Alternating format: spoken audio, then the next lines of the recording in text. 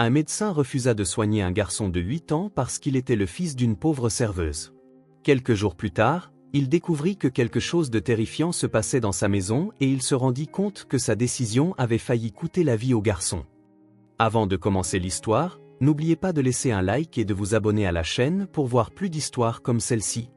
Le soleil ne s'était pas encore levé sur le complexe résidentiel qu'il laissait derrière lui, mais Sarah Miller ajustait déjà son uniforme de serveuse devant le miroir taché de la petite salle de bain silencieuse que parfois, son visage révélait la sérénité de quelqu'un qui avait appris à affronter l'adversité avec foi et détermination. Ses mains, légèrement rugueuses à force de travailler sans relâche, redressaient le badge « Sunshine Dîner », alors que ses yeux se tournaient vers le petit crucifix accroché au mur écaillé. Une brève prière silencieuse s'échappa de ses lèvres, comme elle le faisait chaque matin avant de commencer sa journée. L'appartement de 2 pièces qu'elle appelait « chez elle » n'était pas grand-chose, mais il suffisait pour elle et pour son Tommy, âgé de 7 ans, qui dormait encore paisiblement dans la pièce d'accent grave côté. L'odeur du café fraîchement préparé emplissait l'espace, se mêlant à l'arôme du pain grillé. Elle préparait le petit déjeuner de son fils. « Tommy, mon chéri, il est temps de te réveiller », appela doucement Sarah en entrant dans la chambre de son fils. La petite pièce était décorée de dessins colorés épinglés au mur, représentant pour la plupart des super-héros et des astronautes, des rêves que Tommy partageait avec elle chaque nuit avant de s'endormir. La faible lumière filtrant à travers la fenêtre révélait un garçon aux cheveux bruns, ses cheveux ébouriffés, recouverts d'une couverture Avengers. Sarah s'assit sur le bord du lit, passant tendrement ses doigts dans les cheveux de son fils. Madame Johnson s'occupera de toi aujourd'hui, souviens-toi, elle avait promis de te préparer ce mac and cheese que tu aimes tant, dit-elle. Tommy ouvrit lentement les yeux, un sourire endormi apparaissant sur son visage angélique. « Maman, est-ce que je peux emmener ma nouvelle voiture pour jouer avec Billy aujourd'hui ?» demanda-t-il, faisant référence au petit-fils de Madame Johnson qui tenait souvent compagnie à Tommy pendant les longues heures que Sarah travaillait pour subvenir à leurs besoins. La routine du matin se poursuivit comme d'habitude, Sarah préparant le petit déjeuner pendant que Tommy se préparait pour une nouvelle journée.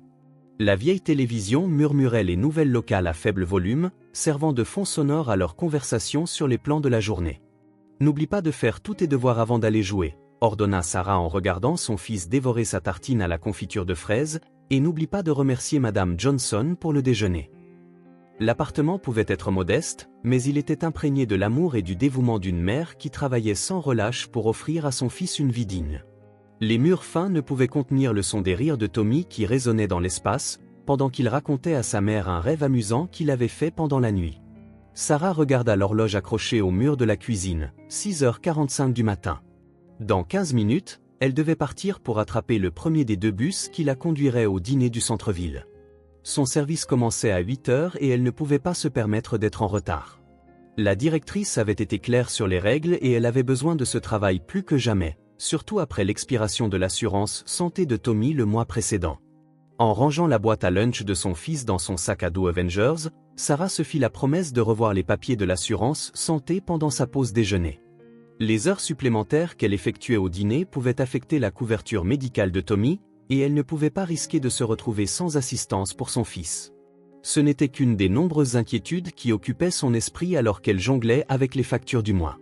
L'arrivée ponctuelle de Madame Johnson à 7 heures apporta avec elle l'odeur familière de lavande et le sourire chaleureux qui faisait partie de leur matin depuis 2 ans.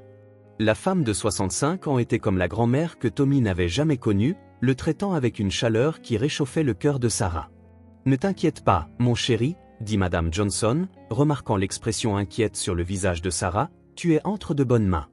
Va travailler sans souci. » Sarah serra fort Tommy dans ses bras, l'embrassant sur le dessus de la tête. « Sois sage, mon amour, maman sera de retour avant le dîner. » Le garçon fit un signe de la main joyeux, déjà absorbé par ses jouets éparpillés sur le tapis du salon.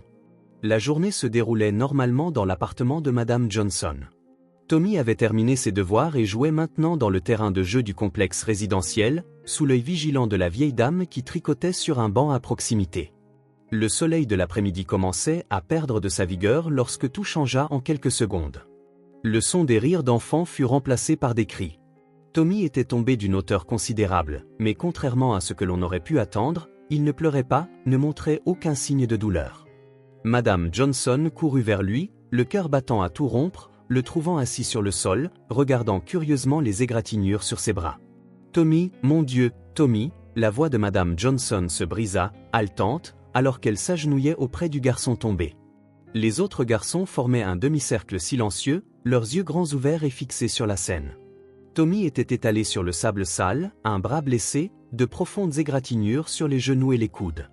Ce qui glaça le sang de la vieille femme n'était pas la vue des blessures, mais l'expression sur le visage du garçon, une curiosité presque scientifique alors qu'il observait une tache rouge couler le long de son avant-bras. Il n'y avait ni larmes, ni cris, ni réaction attendue d'un enfant de 7 ans qui venait de tomber de plus de 2 m. « Ça fait mal, mon chéri? Où as-tu le plus mal ?» demanda-t-elle, ses mains ridées tremblant alors qu'elle hésitait au-dessus du petit corps, craignant de lui causer davantage de mal. « Ça ne fait pas du tout mal, Madame Johnson. »« Regarde, mon bras a l'air bizarre, n'est-ce pas ?» répondit calmement Tommy, tournant la tête pour observer son propre membre, visiblement blessé par la chute. Il utilisait le même ton qu'il aurait employé pour commenter un nuage d'une forme inhabituelle ou un insecte intéressant trouvé dans le jardin. Le contraste entre la gravité visible de ses blessures et son calme absolu envoya des vagues de terreur traverser le corps de la vieille femme, qui sortit rapidement son téléphone portable de la poche de son cardigan délavé. Ses doigts, habituellement lents et hésitants avec la technologie, composèrent le numéro d'urgence avec une urgence désespérée, gardant ses yeux fixés sur le garçon qui tentait maintenant de se redresser, apparemment insensible à la douleur qu'il aurait dû ressentir. « Urgence, quel est votre nom et votre adresse, s'il vous plaît ?» La voix féminine à l'autre bout de la ligne semblait professionnelle et contrôlée, en contraste avec la respiration haletante de Madame Johnson. Les mots jaillirent en cascade de ses lèvres tremblantes, sa voix oscillant entre panique et tentative de garder son calme afin de ne pas effrayer davantage les enfants, aux yeux écarquillés, emplis de peur et de curiosité. « Edith Johnson, je suis au terrain de jeu du complexe résidentiel Pine Grove, sur Westbrook Avenue, numéro 437. Un garçon, Tommy Miller, 7 ans, vient de tomber de l'équipement de jeu géant. Il devait mesurer environ 2,5 mètres de haut, il est gravement blessé, son bras semble cassé ou déboîté, il est écorché partout. Mais il y a quelque chose de très étrange, vraiment très étrange. » La préposée continua, suivant son protocole.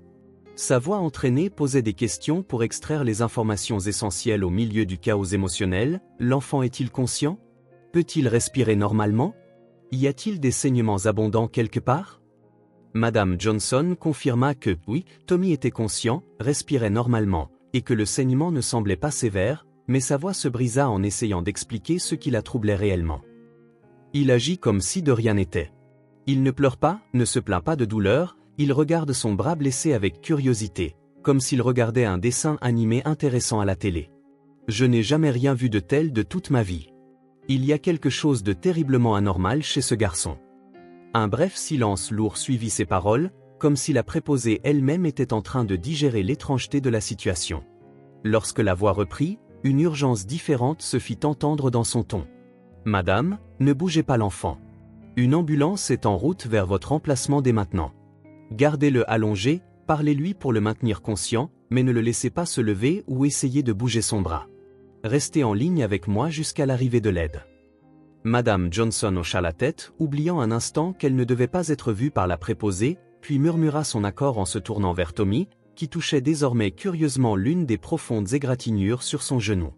L'ambulance arriva en moins de 8 minutes, ses feux rouges tournant silencieusement dans la fin d'après-midi. La sirène s'éteignit dès qu'elle entra dans le complexe résidentiel. Les ambulanciers approchèrent d'un pas rapide et confiant, portant leur équipement et une petite civière, leurs expressions professionnelles masquant toute réaction initiale face à l'état du garçon. Madame Johnson fit un pas en arrière, tenant toujours le téléphone à son oreille, tandis qu'elle regardait le jeune homme s'agenouiller à côté de Tommy. « Champion, je m'appelle Michael, puis-je jeter un œil à tes blessures ?» Sa voix était douce mais ferme, ses yeux sombres évaluant rapidement l'étendue des dommages visibles. « Bien sûr, regarde, mon bras est tout tordu, n'est-ce pas ?» répondit Tommy de sa voix enfantine, portant une innocence troublante compte tenu de la situation. L'ambulancier échangea un regard significatif avec sa collègue, une femme d'âge moyen dont le visage se transforma en un masque d'inquiétude professionnelle. « Est-ce que ça fait mal quand je touche ici ?» demanda Michael doucement, en sondant différents points sur le bras visiblement déboîté. Tommy secoua simplement la tête pour signifier non, observant la scène avec une curiosité typiquement enfantine, mais avec un calme absolument atypique pour la situation. Le second ambulancier s'approcha de Madame Johnson, qui venait de raccrocher le téléphone, les mains tremblantes. « Depuis combien de temps est-il ainsi, sans montrer de douleur ?» demanda-t-il à voix basse, pour que Tommy ne l'entende pas, tandis que sa collègue poursuivait son examen du garçon. Madame Johnson secoua la tête, la confusion se lisant sur ses traits marqués par l'âge et désormais tendus. Depuis la chute, il n'a ni crié, ni pleuré, rien, c'est comme s'il ne pouvait pas ressentir. Est-ce normal? Pourrait-il être en état de choc? L'ambulancier fronça les sourcils, ses yeux entraînés se tournant vers le garçon qui, désormais, montrait à l'autre secouriste l'un des dessins de super-héros sur son t-shirt taché de sang. Il faut l'emmener immédiatement à l'hôpital, ce n'est pas une réaction normale, même en cas de choc. L'arrivée de l'ambulance au centre hospitalier communautaire fut accueillie par une équipe médicale déjà alertée de la situation inhabituelle. Le calme de Tommy contrastait nettement avec la gravité apparente de son état. Les médecins échangèrent des regards perplexes en examinant le garçon, qui répondait à leurs questions avec l'innocence typique d'un enfant de 7 ans. « Ça ne fait pas mal du tout, docteur, puis-je aller jouer maintenant ?» Le personnel médical resta perplexe. Comment un enfant qui avait subi une telle chute pouvait-il être si calme, sans montrer aucun signe de douleur ou d'inconfort? Sarah arriva à l'hôpital dans un état de panique, toujours vêtue de son uniforme de restaurant taché de café, son badge au nom penché accroché à sa chemise chiffonnée. Dans sa course frénétique, ses prières silencieuses résonnaient dans les couloirs stériles, se mêlant au bip lointain des moniteurs cardiaques et aux murmures étouffés des conversations médicales. Une infirmière au visage aimable la guida vers la chambre où se trouvait Tommy. L'odeur caractéristique du désinfectant hospitalier envahit ses narines, intensifiant son anxiété croissante. À sa grande surprise, elle trouva son fils assis dans le lit d'hôpital, entouré de crayons de couleur éparpillés sur des draps blancs, dessinant calmement comme s'il s'agissait d'une journée normale à la maison. La lumière fluorescente accentuait la pâleur de son visage, en contraste avec la naturelle de ses mouvements. La scène, qui aurait dû la rassurer, ne fit qu'accroître ses inquiétudes maternelles. Quelque chose n'allait pas, très pas, et elle le ressentait dans chaque fibre de son être, cet instinct maternel infaillible déclenchant tous les signaux d'alarme dans son esprit. À l'extérieur de la chambre, les médecins discutaient à voix basse, leurs silhouettes se découpant contre la lumière du couloir, lançant des regards intrigués vers Tommy à travers la vitre. Leurs expressions confuses et gestes tendus ne faisaient que confirmer ce que Sarah savait déjà dans son cœur. Personne ne pouvait expliquer comment un enfant ayant subi un accident d'une telle ampleur ne réagissait pas à la douleur. Dans le salon des urgences, l'équipe médicale de l'après-midi s'était réunie pour discuter des cas du jour, les tasses de café déjà froides, oubliées sur la table basse. Le cas du petit Tommy Miller dominait la conversation, suscitant de vives discussions parmi les professionnels qui avaient pris en charge le garçon.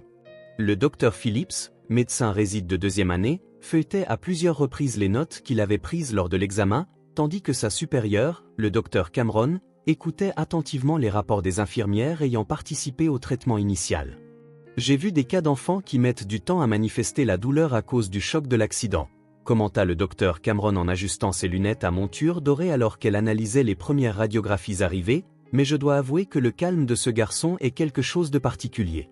Il m'a parlé de ses dessins animés préférés pendant que j'examinais les points d'impact de la chute, sans montrer le moindre signe d'inconfort. Les autres professionnels hochèrent la tête, se remémorant leurs propres observations lors du traitement. L'une des infirmières les plus expérimentées de service rapporta que, durant ses 15 années de pratique, elle n'avait jamais vu un enfant aussi complètement insensible à la douleur physique après un accident de cette ampleur. La conversation fut momentanément interrompue lorsqu'une jeune infirmière entra dans la salle, apportant les résultats des analyses de sang de Tommy. Les marqueurs inflammatoires étaient normaux, expliqua-t-elle en remettant le dossier avec les documents, et le garçon vient de demander un chocolat chaud et se demande s'il peut regarder les dessins animés sur la télé de la chambre. La facilité avec laquelle Tommy gérait la situation suscita à la fois admiration et inquiétude parmi les professionnels, qui continuaient d'essayer de reconstituer les pièces de ce puzzle médical intrigant. Le docteur Cameron prit quelques notes supplémentaires dans le dossier médical, son expression pensive trahissant que quelque chose dans ce cas éveillait sa curiosité professionnelle. À l'extérieur du salon, Sarah Miller marchait nerveusement dans le couloir, alternant entre des appels à sa superviseure du Sunshine Dîner, expliquant son départ précipité du travail, et des moments de prière silencieuse, ses mains serrant fermement le petit pendentif en croix qu'elle portait autour du cou. Madame Johnson resta à ses côtés, offrant des mots de réconfort et lui assurant qu'elle prendrait l'entière responsabilité de l'accident. Les deux femmes observaient par la fenêtre de la chambre, tandis que Tommy, insensible à l'inquiétude qu'il causait, jouait avec animation avec un petit avion en papier fabriqué par l'une des infirmières à partir de pages d'un vieux magazine pour le distraire. Au poste des infirmières, les commentaires sur le cas de Tommy commencèrent à circuler parmi le personnel hospitalier. « As-tu vu le garçon de la chambre 302 » chuchotait-il entre eux, « il est tombé d'une grande hauteur et joue là comme si de rien n'était. » L'histoire du garçon qui ne ressentait aucune douleur commença à éveiller la curiosité de l'équipe, bien que personne ne soupçonna encore que ce cas apparemment simple pouvait cacher quelque chose de bien plus complexe. Le dossier médical de Tommy passa de main en main entre différents professionnels, chacun ajoutant ses observations et théories sur l'incroyable résilience du garçon. Le docteur Cameron organisa méticuleusement ses notes sur la table en verre, tandis que le docteur Phillips projetait les images des tests de Tommy sur l'écran numérique qui occupait l'un des murs. L'arôme du café fort emplissait l'environnement, se mêlant à la tension palpable qui précédait toujours l'arrivée du docteur Ethan Blake, connu autant pour son génie que pour son tempérament imprévisible. Les médecins résidents se tortillaient sur leurs chaises, se préparant pour une autre session qui promettait d'être aussi éducative qu'intimidante. Le son distinctif de ses pas sur le sol en marbre annonça l'arrivée de Blake, même avant qu'il n'apparaisse à la porte. Vêtu d'un blazer sombre froissé par-dessus une chemise bleu clair, il entra dans la pièce avec une expression d'ennui déjà bien établie sur son visage. Ses yeux perspicaces parcoururent rapidement les images projetées sur l'écran, sans attendre d'être invité. Il se servit une tasse de café et prit place dans son fauteuil habituel à la tête de la table, ses mouvements démontrant des années de pratique pour ignorer les formalités sociales que la plupart considèrent essentielles. « Vous m'avez appelé ici pour voir un enfant qui ne ressent pas la douleur. Laissez-moi deviner, tous les tests de base ont été effectués, les résultats sont non concluants. Et maintenant vous voulez que je transforme cela en un épisode passionnant de mystère médical ?» Le docteur Cameron prit une profonde inspiration, anticipant déjà le débat à venir. Le cas présente certaines particularités intéressantes, suggère-t-elle, le schéma de réponse neurologique du patient indiquant. Mais avant qu'elle ne puisse terminer son explication, Blake l'interrompit d'un geste impatient de la main. Insensibilité congénitale à la douleur, déclara-t-il avec l'enthousiasme de quelqu'un qui lit une liste de courses, une condition génétique rare mais parfaitement documentée. Le garçon est né avec une mutation affectant les récepteurs de la douleur. Ce n'est pas un mystère, c'est de la génétique de base. Il prit une gorgée de son café, esquissant un sourire comme pour signifier que le goût était inférieur à celui qu'il préparait habituellement dans son bureau. Le docteur Phillips tenta d'intervenir en mentionnant certains aspects particuliers du cas, mais Blake griffonna déjà sa signature en bas du dossier médical, autorisant la sortie du patient dès qu'il se serait remis de ses blessures, en donnant les consignes habituelles à la famille, en orientant vers un généticien et en libérant le lit pour quelqu'un qui en avait vraiment besoin. La frustration se lisait sur le visage du docteur Cameron, qui regardait Blake se lever, considérant clairement la question comme résolue. « Mais, monsieur, et si nous manquions quelque chose ? Et si ?» Blake se tourna brusquement, son regard perçant se fixant sur elle avec une intensité qui fit retenir leur souffle à toute la salle. « Docteur Cameron, tous les cas ne nécessitent pas une aventure diagnostique épique. Parfois, le cheval dont vous entendez le galop n'est qu'un cheval, et non un zèbre en tutu dansant le ballet, dit-il. » Son analogie fit naître quelques sourires nerveux parmi les jeunes résidents, qui se transformèrent rapidement en expressions sérieuses sous son regard sévère. Alors que Blake se dirigeait vers la porte, il lança une dernière observation par-dessus son épaule. « Si vous voulez vraiment un cas intéressant, je vous suggère de jeter un œil au patient de la chambre 412, celui-là présente des symptômes qui n'ont aucun sens. » Sur ces mots, il disparut dans le couloir, laissant derrière lui une équipe partagée entre soulagement et frustration.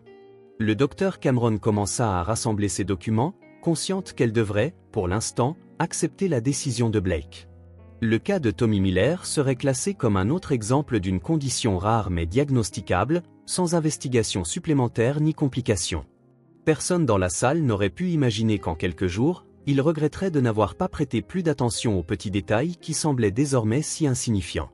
Les jours passèrent et le processus de sortie se traîna jusqu'à l'après-midi, tandis que Sarah Miller rassemblait les affaires de Tommy, glissant soigneusement les multiples feuilles d'instructions médicales dans son sac usé. Ses mains tremblaient légèrement alors qu'elle repliait le pyjama d'hôpital que Tommy avait porté, un geste mécanique masquant la tempête d'inquiétude qui tourbillonnait dans son esprit. L'explication du médecin concernant la condition génétique semblait trop claire et scientifique pour apaiser le cœur d'une mère qui, depuis la naissance de son fils, avait appris à faire confiance à son instinct. Quelque chose au plus profond de son âme criait que ce diagnostic, aussi élaboré soit-il, n'expliquait pas complètement ce qui arrivait à son garçon. Tommy, insensible aux inquiétudes de sa mère, sautillait dans la pièce, ramassant ses dessins accrochés au mur et commentant avec animation combien il avait hâte de montrer aux autres enfants du quartier ses nouvelles capacités de super-héros. Le docteur Cameron avait expliqué qu'il faudrait désormais faire preuve d'une prudence accrue, puisque l'absence de douleur signifiait que de petites blessures pouvaient passer inaperçues et se transformer en problèmes plus graves. Sarah regardait son fils avec un mélange d'amour et d'appréhension, remarquant de petits détails dans ses mouvements qui semblaient légèrement anormaux. Ou était-ce simplement l'imagination anxieuse d'une mère?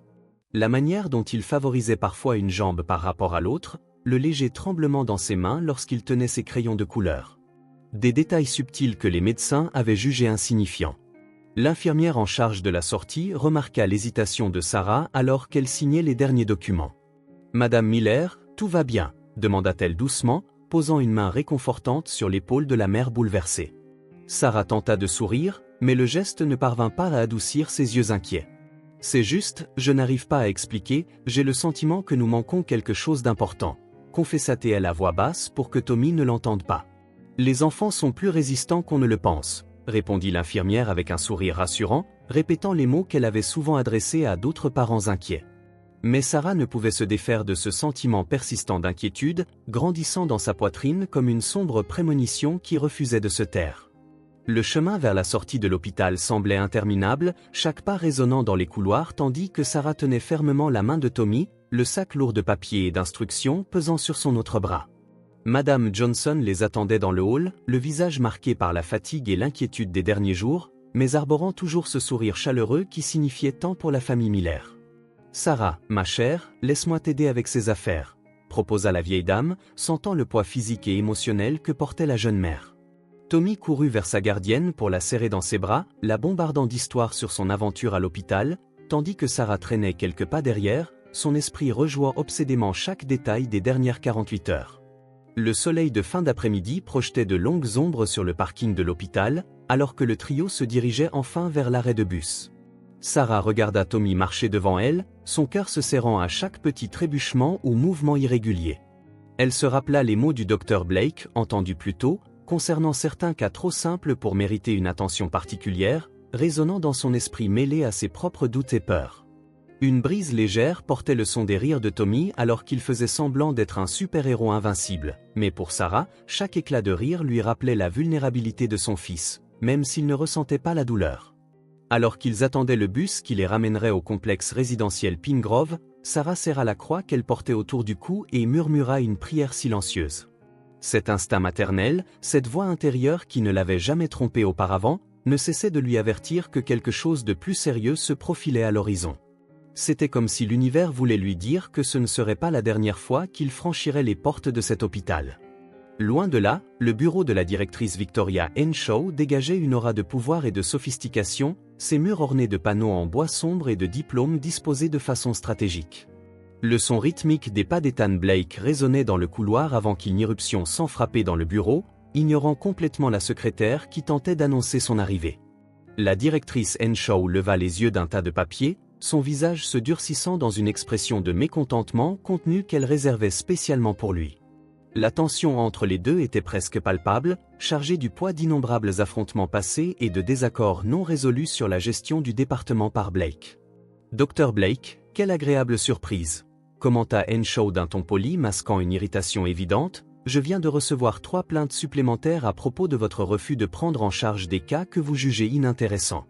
Le garçon Miller n'est que le dernier en date. » Blake s'installa confortablement dans le fauteuil en face du bureau sans être invité, sa posture délibérément décontractée contrastant avec la formalité des lieux. « Victoria, » répondit-il en utilisant son prénom, visiblement conscient de combien cela l'irritait, « vous voulez vraiment que je perde mon temps précieux sur des cas qu'un résident de première année pourrait gérer?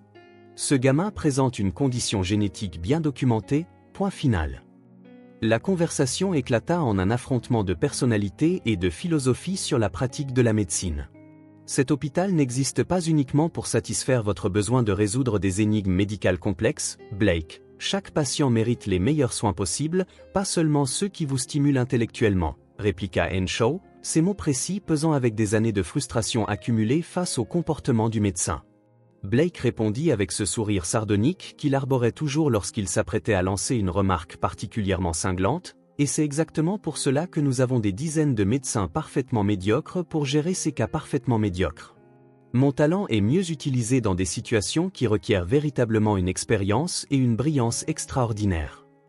La discussion fut interrompue par le son strident du téléphone sur le bureau d'Henshaw, qu'elle décrocha brièvement, son expression se durcissant encore lorsqu'elle raccrocha. Cette conversation n'est pas terminée, Blake. Votre département consomme une part disproportionnée des ressources de l'hôpital et vous ne pouvez pas continuer à choisir uniquement les cas que vous jugez dignes de votre attention.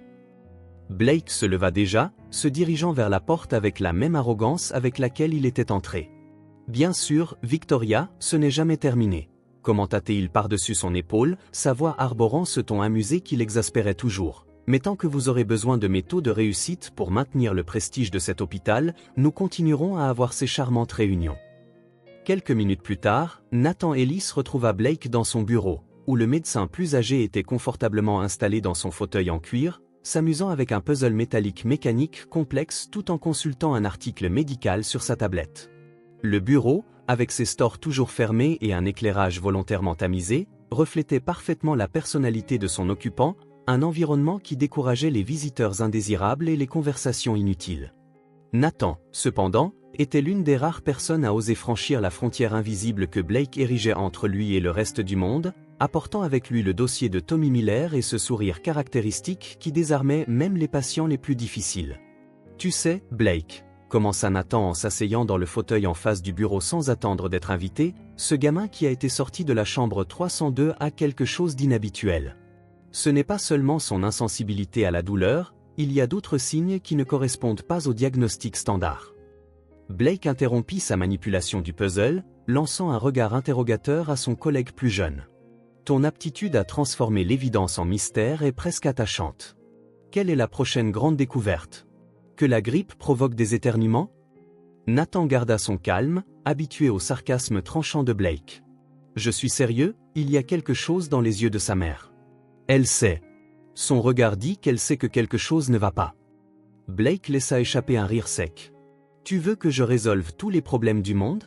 Pourquoi ne commencerions-nous pas par la faim dans le monde, ou peut-être le réchauffement climatique, c'est plus ton style. » Des jours plus tard, la matinée au complexe résidentiel Pine Grove commença par un cri qui déchira les murs fins de l'appartement Miller. Sam, qui venait de revenir de son service de nuit au restaurant, trouva Tommy assis sur le sol de sa chambre, tentant en vain de se lever.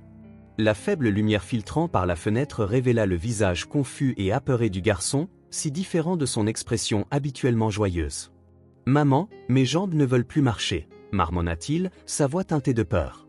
Pour la première fois, Madame Johnson, arrivée plus tôt pour surveiller Tommy, observa la scène depuis l'embrasure de la porte, ses mains ridées tremblant alors qu'elle composait le numéro des services d'urgence. Les 3 derniers jours avaient été une descente progressive dans le cauchemar que Sarah redoutait tant. D'abord, les petits trébuchements de Tommy en marchant, puis la difficulté croissante à monter les escaliers de l'immeuble, et maintenant, cette incapacité totale à rester debout. La panique que Sarah avait contenue depuis la sortie de l'hôpital déborda enfin, des larmes silencieuses coulant alors qu'elle tentait de garder sa voix stable pour ne pas effrayer davantage son fils. « Ça va aller, mon amour, maman est là », répéta-t-elle en berçant Tommy dans ses bras, regardant avec horreur ses petites jambes se mouvoir de façon désordonnée. Le trajet en ambulance sembla durer une éternité. Tommy, allongé sur la civière, alternait entre des moments de lucidité et des périodes de confusion, demandant sans cesse où était son avion jouet préféré ou pourquoi il ne pouvait pas aller au parc ce jour-là. Les ambulanciers échangeaient des regards inquiets tout en surveillant ses constantes et en posant des questions techniques. Sarah avait l'impression que son monde se réduisait au son de la sirène et aux petites mains de Tommy serrant les siennes, une prise qui semblait s'affaiblir de minute en minute. À l'arrivée aux urgences, c'était un brouillard de voix urgentes et de lumières fluorescentes. Le docteur Cameron, qui avait soigné Tommy lors de sa première hospitalisation, se précipita pour accueillir la civière dès qu'elle reconnut le patient.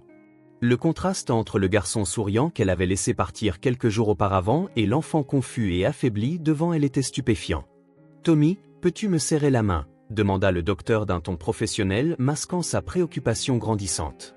Le garçon essaya, mais ses doigts bougèrent à peine.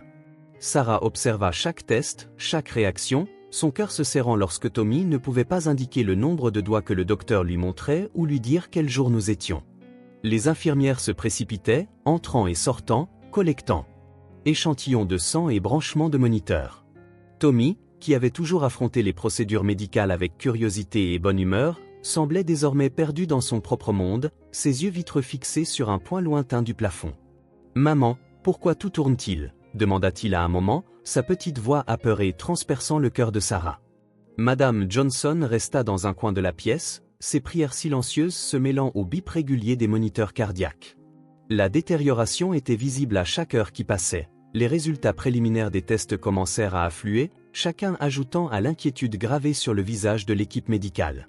Le docteur Cameron ordonna d'autres tests avec une urgence croissante, consultant rapidement ses collègues au sujet des symptômes alarmants qui se développaient. Tommy avait désormais du mal même à garder les yeux fixés, ses pensées se mélangeant en phrases déconnectées à propos de super-héros et de glace au chocolat.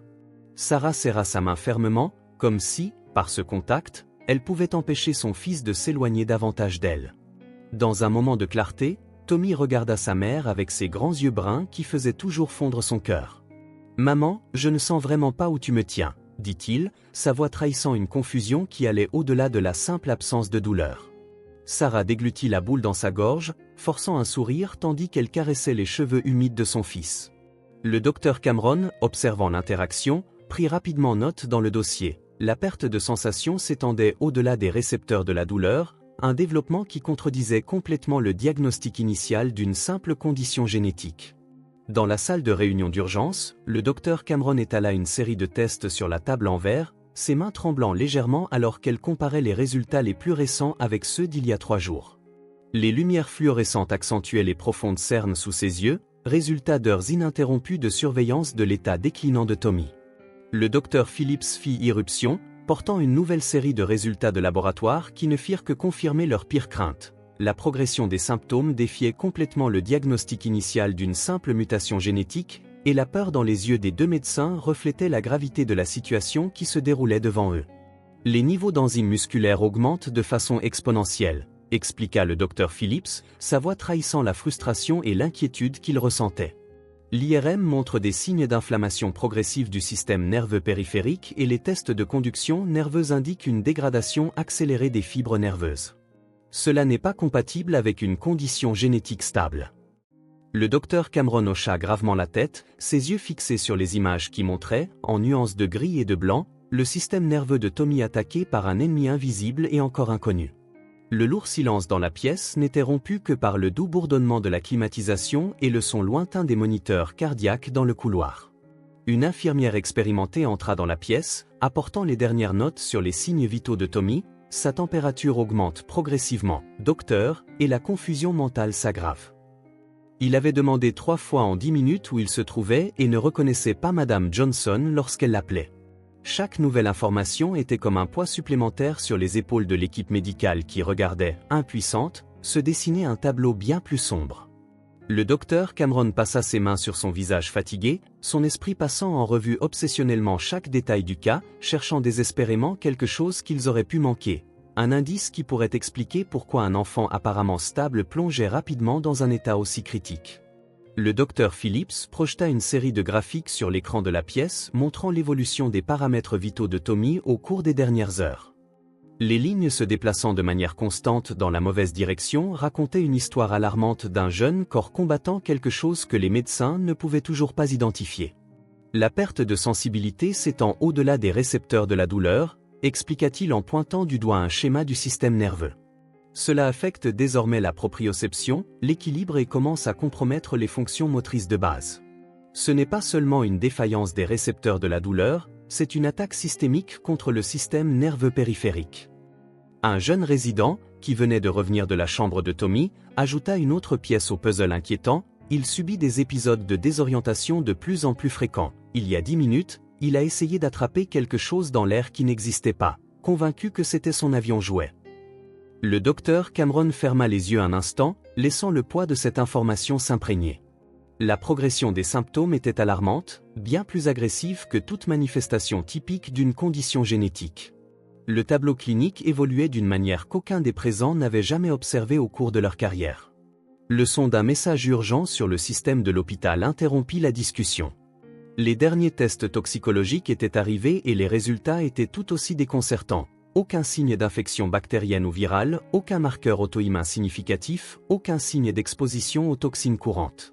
Le docteur Cameron lut à haute voix, sa frustration grandissant à chaque ligne, sa voix s'affaiblissant lorsqu'elle atteignait les dernières lignes du rapport qui ne faisaient que confirmer qu'ils étaient confrontés à quelque chose de complètement en dehors des schémas connus.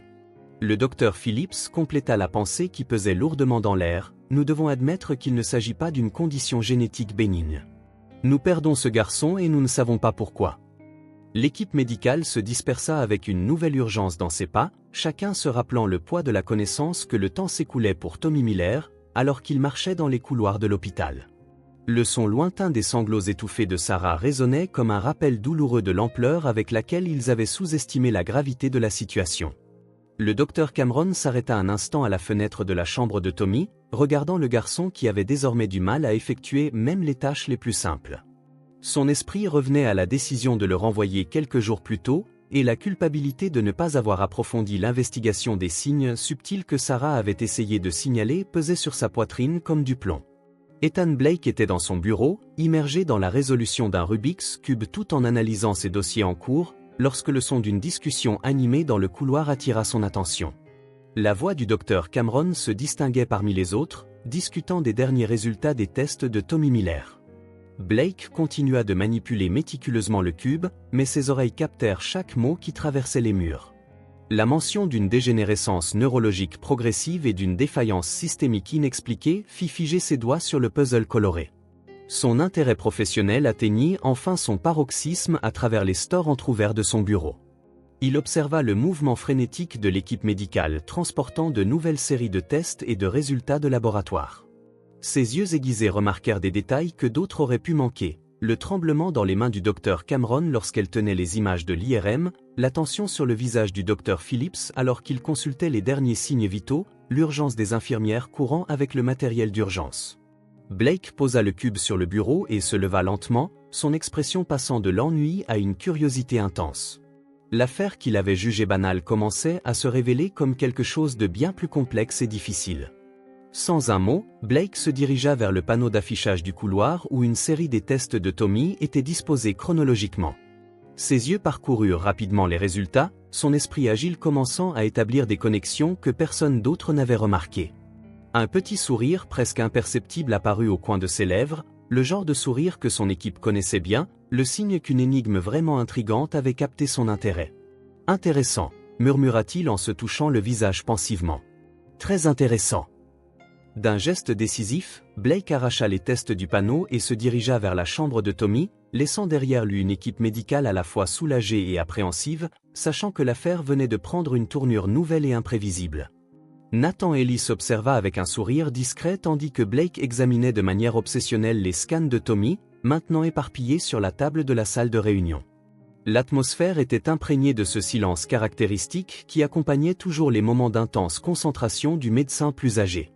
La lumière du fin d'après-midi filtrait à travers les fenêtres, projetant de longues ombres sur les papiers et les images de l'IRM, tandis que Blake murmurait des mots incompréhensibles pour lui-même, son esprit clairement plongé dans des théories et des possibilités. Nathan connaissait bien cette expression, c'était le regard d'un chasseur qui avait enfin trouvé une proie digne de sa poursuite.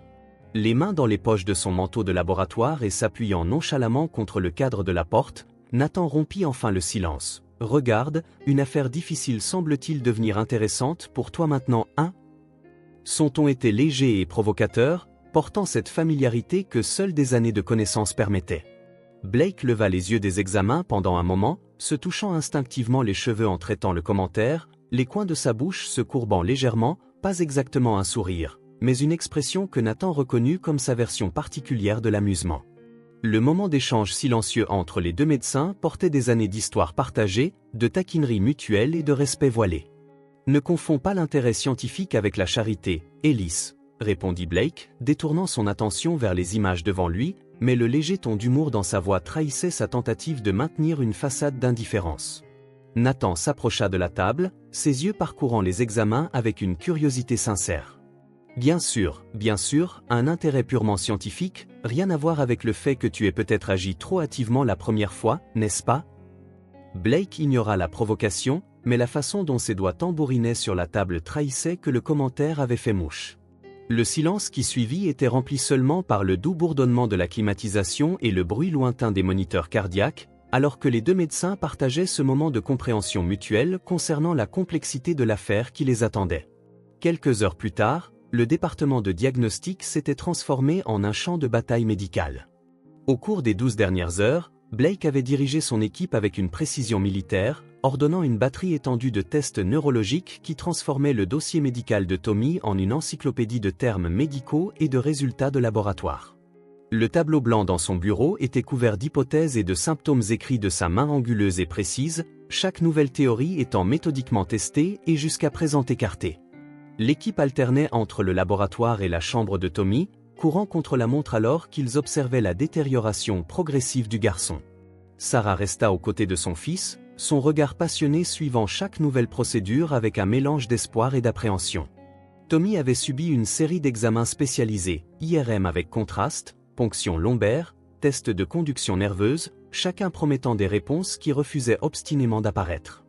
Le garçon autrefois vif et communicatif passait désormais la plupart de son temps dans un état de confusion silencieuse, ses yeux se perdant à se fixer sur des points invisibles du plafond, les moniteurs autour de lui marquant le rythme d'une bataille que la médecine moderne semblait en train de perdre.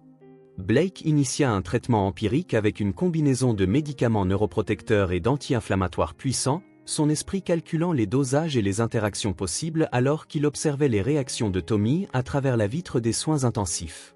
Le Dr Cameron et le Dr Phillips se relayaient en longues équipes, surveillant chaque petit changement dans les signes vitaux du patient, chaque fluctuation des niveaux d'électrolytes, chaque nouveau symptôme pouvant fournir l'indice qu'ils cherchaient désespérément. Les infirmières tenaient des registres méticuleux de tous les changements, si mineurs soient-ils, sachant que Blake exigerait des informations précises lors de ses tournées. Les premières 24 heures de traitement apportèrent des montagnes russes d'émotions. Pendant un bref instant, Tommy sembla répondre positivement aux médicaments. Ses yeux se focalisaient plus nettement et il parvint même à reconnaître Madame Johnson lors d'une courte visite. L'espoir, cependant, fut aussi bref que cruel. En l'espace de quelques heures, de nouveaux symptômes commencèrent à se manifester, comme si le corps du garçon était déterminé à défier chaque tentative de traitement. Blake ordonna des modifications dans la médication, ajustant les doses et les combinaisons avec l'intensité de quelqu'un menant une bataille personnelle contre la maladie. La frustration de l'équipe était palpable lors des réunions de mise à jour du cas. Blake resta dans son bureau tard dans la nuit, étudiant des articles médicaux et consultant des spécialistes dans différents pays, à la recherche de cas similaires qui pourraient offrir une direction. Les parois vitrées de son bureau reflétaient l'image d'un médecin consumé par la détermination de résoudre une énigme qui devenait de plus en plus complexe à chaque heure. Des piles de littérature médicale s'accumulaient sur son bureau, chaque page marquée et annotée dans sa recherche incessante de réponses.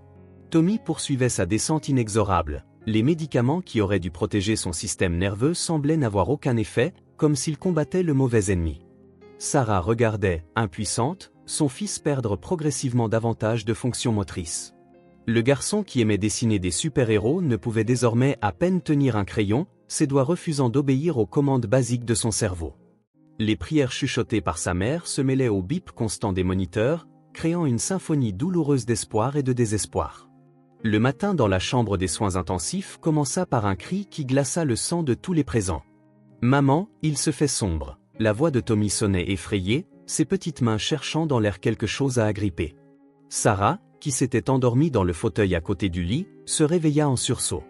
Les lumières fluorescentes de la pièce brillaient avec la même intensité qu'à l'accoutumée. Mais pour Tommy, le monde commençait à disparaître dans une brume sombre et effrayante. Ses yeux, autrefois si vifs et expressifs, se déplaçaient désormais de manière erratique, essayant désespérément de capter le moindre fragment de lumière ou de forme qu'il pouvait encore distinguer. Les moniteurs autour de lui marquaient le rythme d'une bataille que la médecine moderne semblait perdre. Blake fit irruption dans la pièce quelques minutes plus tard, son visage habituellement impassible trahissant des signes d'inquiétude sincère alors qu'il examinait les pupilles de Tommy avec une petite lampe de poche. Son esprit traitait déjà ce nouveau développement alarmant dans l'affaire, les pupilles réagissaient à la lumière, mais de manière irrégulière, et Tommy rapportait ne voir que des ombres déformées là où il devrait y avoir des images nettes. La perte progressive de la vision représentait un nouveau développement effrayant, un symptôme qui ne correspondait à aucune des théories qu'ils avaient envisagées jusqu'à présent. Des neurologues pédiatriques furent appelés en consultation d'urgence, transformant la petite chambre des soins intensifs en une salle de conférence médicale improvisée. Sarah regardait les procédures avec une horreur silencieuse, son souffle se retenant dans sa gorge comme si le moindre mouvement brusque pouvait briser la fragile ligne entre l'espoir et le désespoir. Ses prières, autrefois fermes et résolues, étaient devenues des murmures brisés, entrecoupés de sanglots étouffés, tandis qu'elle s'agrippait désespérément à la main de son fils, ses doigts tremblants contre sa peau moite. Les bips des moniteurs résonnaient dans ses oreilles, un métronome implacable décomptant l'inconnu, chaque tonalité aiguë amplifiant l'impuissance pure qui parcourait ses veines. Tommy, qui avait toujours affronté ses problèmes médicaux avec une résilience bien au-delà de son âge, tremblait désormais visiblement, ses grands yeux effrayés se déplaçant d'une figure masquée à l'autre, ses petits doigts s'agrippant à ceux de Sarah avec une urgence désespérée, comme s'il s'ancrait à la seule certitude qui lui restait. Sa voix, habituellement stable même dans les moments les plus douloureux, vacillait maintenant avec une fragilité oppressante. « Maman, ne me laisse pas seule, s'il te plaît », implora-t-il, les mots n'étant guère plus qu'un souffle dans l'air stérile autour d'eux. L'obscurité rampante envahissant sa vision semblait lui voler non seulement les couleurs et les formes, mais aussi le courage inébranlable qu'il avait toujours défini. Son monde, autrefois rempli de teintes vives et de la chaleur de l'étreinte de sa mère, rétrécissait en un tunnel d'ombre, chaque lumière vacillante au-dessus de lui apparaissant lointaine et inatteignable. Le poids de l'épuisement pesait lourdement sur lui, son corps le trahissant d'une manière qu'il ne pouvait comprendre, et la peur s'installait profondément dans ses os, plus froide que l'air antiseptique qui remplissait la pièce. À l'entrée, Madame Johnson, qui venait d'arriver pour sa visite quotidienne, resta figée sur place, tout son corps raide sous le choc qui transformait les os en glace. Ses mains se levèrent pour couvrir sa bouche, étouffant le doux souffle qui s'échappait alors qu'elle prenait la vue déchirante qui s'offrait à elle. La chambre d'hôpital, autrefois familière, s'était transformée en un champ de bataille, avec la forme frêle de Tommy au centre, entouré de personnes en blouse se déplaçant avec l'urgence entraînée de ceux qui luttent contre le temps. Les lumières ternes du plafond projetaient de dures ombres sur le visage du garçon, accentuant la pâleur de sa peau et la faible lueur de sueur qui brillait sur son front. Son cœur battait à tout rompre contre ses côtes alors qu'elle faisait un pas hésitant en avant. Déchirée entre l'instinct de se précipiter auprès de Sarah et la peur d'interrompre un moment si brut, si douloureusement délicat, le poids des prières non dites emplissait l'air, se mêlant au bourdonnement lointain du matériel médical, alors que 3 vies restaient suspendues dans cet instant étouffant entre l'agonie et l'espoir. Les examens préliminaires de la vision de Tommy révélèrent un tableau déconcertant. Il n'y avait aucun signe de dommage structurel aux yeux, aucune explication physique immédiate à la perte progressive de la vision. C'était comme si le système nerveux échouait tout simplement à traiter l'information visuelle, une nouvelle défaillance dans une cascade de pannes neurologiques que personne ne pouvait expliquer ou arrêter. PL ordonna une nouvelle série de tests d'imagerie, sa frustration étant évidente dans la manière dont il passait ses mains dans ses cheveux en étudiant les résultats entrants. Chaque nouveau test ne faisait que confirmer ce qu'il redoutait déjà. Il perdait la bataille contre un ennemi qu'il ne pouvait pas identifier. L'équipe médicale travaillait frénétiquement, ajustant les médicaments et essayant de nouvelles approches thérapeutiques, mais le sentiment d'impuissance grandissait à chaque heure qui passait. Tommy vivait désormais dans un monde de plus en plus sombre où les couleurs et les formes qu'il aimait tant dans ses dessins de super-héros s'effaçaient progressivement, remplacés par des ombres effrayantes et indéfinies. Sa seule connexion avec le monde extérieur était le contact constant de sa mère et les voix familières qui tentaient en vain de le rassurer. La peur dans sa voix lorsqu'il demandait s'il serait aveugle pour toujours était un coup de poignard dans le cœur de tous les présents, d'autant plus que personne n'avait de réponse à lui donner. Dans le silence de son bureau, éclairé uniquement par la lueur bleutée de l'ordinateur, Blake fixait le tableau blanc couvert d'hypothèses médicales comme s'il faisait face à un ennemi personnel. Ses théories, habituellement si précises et bien fondées, semblaient maintenant danser devant ses yeux comme des pièces de puzzle refusant de former une image cohérente. Le son lointain des moniteurs de soins intensifs traversait les murs, lui rappelant sans cesse qu'alors qu'il se débattait avec des théories et des possibilités, un garçon de 7 ans perdait progressivement sa connexion avec le monde. L'écran de l'ordinateur affichait des dizaines d'articles médicaux ouverts, chacun promettant des réponses qui se révélaient inadéquates face à la réalité du cas de Tommy. Blake se leva brusquement de sa chaise, s'approchant du tableau pour effacer une nouvelle hypothèse qui venait de s'avérer incorrecte. Ce mouvement brusque fit renverser une pile de résultats de tests sur le bureau, dispersant au sol des preuves de son incapacité à trouver une explication à ce qui se passait. Ses mains, habituellement si stables et précises, tremblaient légèrement alors qu'il rassemblait les papiers, la frustration étant évidente dans chaque mouvement. « Rien de tout cela n'a de sens », murmura-t-il pour lui-même, sa voix portant un mélange de colère et de perplexité. Il laissait rarement les autres percevoir son doute. Les symptômes de Tommy défiaient la logique médicale, la progression était trop rapide pour une maladie dégénérative courante, mais trop irrégulière pour une infection typique. La perte de vision fut le coup final à ses théories antérieures, un développement qui ne correspondait à aucun des schémas qu'il connaissait si bien. Pour la première fois depuis longtemps, Blake sentit le poids du doute ronger sa confiance habituelle.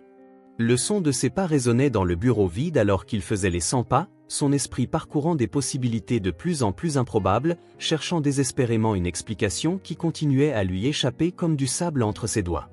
Victoria Henshaw fit irruption dans le laboratoire d'imagerie diagnostique, tenant une pile de formulaires d'autorisation dans ses mains, ses talons aiguilles marquant un rythme irrité sur le sol. La dernière demande de Blake pour une série de tests spécialisés avait été la goutte d'eau qui avait fait déborder le vase. La valeur totale des procédures demandées pour le cas Miller avait déjà dépassé le budget mensuel de son département. Les techniciens du laboratoire trouvèrent discrètement des raisons de quitter la pièce, reconnaissant les signes d'une autre bataille imminente entre la directrice et le médecin qui contestait constamment les limites financières de l'hôpital. 3 IRM avec contraste en moins de 48 heures, Blake, as-tu une idée du coût de ces scans, sans parler du test génétique spécialisé que tu as commandé d'Allemagne? La voix d'Henshaw résonna dans la pièce alors qu'elle agitait les formulaires en signe d'indignation. Blake continua d'analyser les images sur son moniteur, apparemment distrait par les motifs de contraste se formant à l'écran. Son silence ne fit qu'alimenter la frustration de la directrice qui se pencha alors contre le comptoir à côté de lui. « Cet hôpital n'est pas ton laboratoire de recherche personnelle. Nous avons des budgets, des protocoles, des limitations. » Blake finit par croiser son regard avec une intensité qui la fit hésiter un instant. « Préfères-tu que j'économise sur le traitement ou expliquer à la presse pourquoi nous avons laissé un enfant de 7 ans perdre la vue à cause de problèmes budgétaires ?» Le silence qui suivit fut sa réponse définitive, alors qu'il détournait clairement son attention vers les images, mettant fin à la discussion. Quelques minutes plus tard, après l'échange avec Victoria, Nathan Ellis trouva Blake dans la cafétéria de l'hôpital, assis seul dans un coin isolé, avec une tasse de café intacte devant lui. L'écho de la récente dispute avec la directrice Henshaw planait encore dans l'air et la tension était visible dans les épaules rigides de Blake alors qu'il étudiait un autre ensemble de résultats de tests. Le fort arôme du café se mêlait à l'environnement stérilisé de l'hôpital, créant cette atmosphère unique que seuls les professionnels de la santé connaissaient si bien. Nathan s'approcha avec son propre café et prit place, sans être invité, dans le fauteuil en face de Blake. « Tu sais », commença Nathan avec ce sourire caractéristique qui précédait toujours ses moments de sagacité, « as-tu déjà essayé de faire semblant de te soucier de la directrice Henshaw, juste pour voir ce qui se passe ? Peut-être qu'elle fera une crise cardiaque par la surprise et libérera le budget de l'année prochaine. » Le commentaire attira un regard mi-amusé, mi-exaspéré de la part de Blake qui finit par poser les papiers qu'il analysait. Nathan continua, saisissant l'occasion, « Imagine, un sourire ici, un bonjour, nous pourrions même filmer ses réactions pour la postérité médicale. » Blake essaya de garder une expression sérieuse, mais un léger tremblement au coin de sa bouche trahissait son amusement. « Ali, ta capacité à transformer une crise administrative en comédie est presque aussi impressionnante que ton incapacité à me laisser travailler en paix, » répondit-il, mais il y avait une touche de gratitude dans sa voix pour cette distraction bienvenue. Il était presque minuit lorsque Blake se leva soudainement de sa chaise, son expression passant de la frustration à une intensité renouvelée. Il avait passé les dernières heures à revoir obsessionnellement chaque détail du cas de Tommy, chaque symptôme, chaque résultat de test. Quand quelque chose dans son esprit se connecta enfin, « Nous cherchons au mauvais endroit », murmura-t-il pour lui-même en griffonnant quelques notes rapides. Le docteur Cameron et le docteur Phillips, qui étaient également restés à l'hôpital tard, observèrent le changement soudain dans l'attitude de leur supérieur avec un mélange de curiosité et d'espoir. Ce n'est pas le corps du garçon que nous devons examiner, c'est son environnement. Quelque chose cause cette dégénérescence neurologique progressive et je parie que nous trouverons la réponse dans l'endroit où il vit, annonça Blake, sa voix portant cette certitude caractéristique qui émergeait toujours lorsqu'il commençait à reconstituer une énigme médicale. Il commença à énumérer une série de causes environnementales possibles pouvant expliquer les symptômes: toxines, contaminants, exposition à des produits chimiques inconnus. L'équipe regarda pendant qu'il remplissait le tableau blanc d'une nouvelle direction d'investigation, son énergie infectant tous les présents d'un regain de détermination. La mobilisation fut immédiate. Blake divisa son équipe en groupes, assignant des zones d'investigation spécifiques dans le complexe résidentiel Pine Grove. Le docteur Kamen fut chargé de collecter des échantillons d'eau et de sol, tandis que le docteur Phillips devait enquêter sur les sources potentielles de contamination dans l'environnement intérieur de l'appartement. Les résidents furent invités à interroger les autres locataires du complexe, en particulier les familles avec enfants, à la recherche de schémas de symptômes similaires qui auraient pu passer inaperçus. L'opération fut planifiée avec une précision militaire, chaque aspect étant soigneusement considéré. À leur arrivée, Sarah remit les clés de son appartement, ses mains tremblantes, son expression mêlant espoir et appréhension, alors qu'elle décrivait la routine quotidienne de Tommy. Il jouait beaucoup dans le terrain de jeu, expliqua-t-elle, la voix chargée d'émotion, et il passait ses après-midi chez Madame Johnson, au 3e étage. Blake absorba chaque détail, son esprit cartographiant déjà les racines potentielles d'exposition à des agents toxiques. Le complexe résidentiel, avec ses murs écaillés et son infrastructure en ruine, commençait à ressembler moins à un foyer qu'à une scène de crime médical qu'il fallait démêler. L'équipe s'équina avec du matériel de collecte et d'analyse. Des plans du complexe résidentiel furent étalés avec des marquages indiquant les zones prioritaires d'investigation. Blake coordonna le tout avec une intensité concentrée, instruisant son équipe sur les procédures de collecte et de documentation. Ne présumez de rien, avertit-il, photographiez tout, collectez des échantillons de tout ce qui semble suspect. Ce que nous recherchons pourrait être caché dans les détails les plus insignifiants. Au cours de l'enquête, l'appartement des Miller révéla une histoire de lutte contre la pauvreté dans chaque recoin. Le docteur Kamen parcourut les petites pièces avec un œil vigilant, notant le papier peint décollé que Sarah essayait de maintenir avec du ruban adhésif, les taches d'eau au plafond formant des cartes jaunies d'une négligence structurelle, et la moisissure se répandant dans les coins des fenêtres mal ajustées. Chaque surface fut testée, chaque tache suspecte fut photographiée et cataloguée, l'équipe recueillant méticuleusement des échantillons en quête de tout indice pouvant expliquer l'état de Tommy. La chambre du garçon était une étude en contraste. Des murs couverts de dessins colorés de super-héros tentaient de masquer les fissures qui se propageaient comme des toiles d'araignée sur le vieux plâtre, le petit lit était soigneusement fait, la couette Avengers soigneusement lissée, tandis qu'à côté, une commode bancale abritait les quelques vêtements de l'enfant. Le docteur Phillips recueillit des échantillons d'air et de surface, son expression devenant plus sombre alors que l'équipement d'analyse portable ne montrait que les niveaux attendus de polluants courants dans les vieux bâtiments, rien qui ne puisse expliquer la dévastatrice condition neurologique qui rongeait Tommy. La cuisine racontait sa propre histoire de privation digne. Les armoires, bien que propres et organisées, révélaient des étagères vides et quelques boîtes de conserve de produits alimentaires de base, soigneusement rationnés. Le docteur Kamen examina chaque récipient, recueillit des échantillons de l'eau du robinet et vérifia l'intérieur du vieux réfrigérateur bourdonnant dans le coin. Les analyses préliminaires montrèrent des contaminants typiques provenant de tuyaux vieillissants, mais rien d'extraordinaire, rien pour justifier l'effondrement progressif du système nerveux d'un enfant de 7 ans.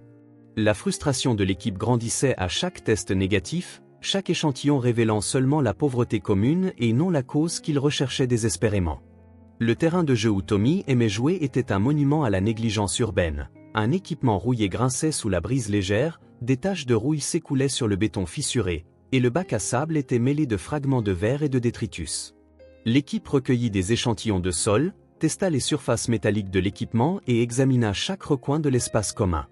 D'autres résidents regardaient curieusement depuis leurs fenêtres alors que les médecins, ressemblant à des scientifiques dans une zone de catastrophe, documentaient chaque aspect de l'environnement dégradé. Mais encore une fois, les résultats ne montraient que les dangers habituels d'un terrain de jeux abandonné, rien qui n'expliquait la mystérieuse maladie dans l'appartement de Madame Johnson au 3e étage. L'histoire se répétait, l'environnement, bien que plus organisé et accueillant que les parties communes du bâtiment, présentait les mêmes problèmes structurels. La vieille femme regardait anxieusement pendant que l'équipe examinait chaque recoin de son salon, où Tommy passait ses après-midi. Il aimait s'asseoir ici près de la fenêtre pour dessiner, expliqua-t-elle, la voix tremblante, en pointant du doigt une petite table couverte de crayons de couleur et de papier. Les analyses de l'air, des surfaces et même du matériel de dessin ne révélaient que les traces communes d'une vie modeste dans un vieux bâtiment, encore une fois, aucun indice quant à ce qui détruisait la vie du petit Tommy.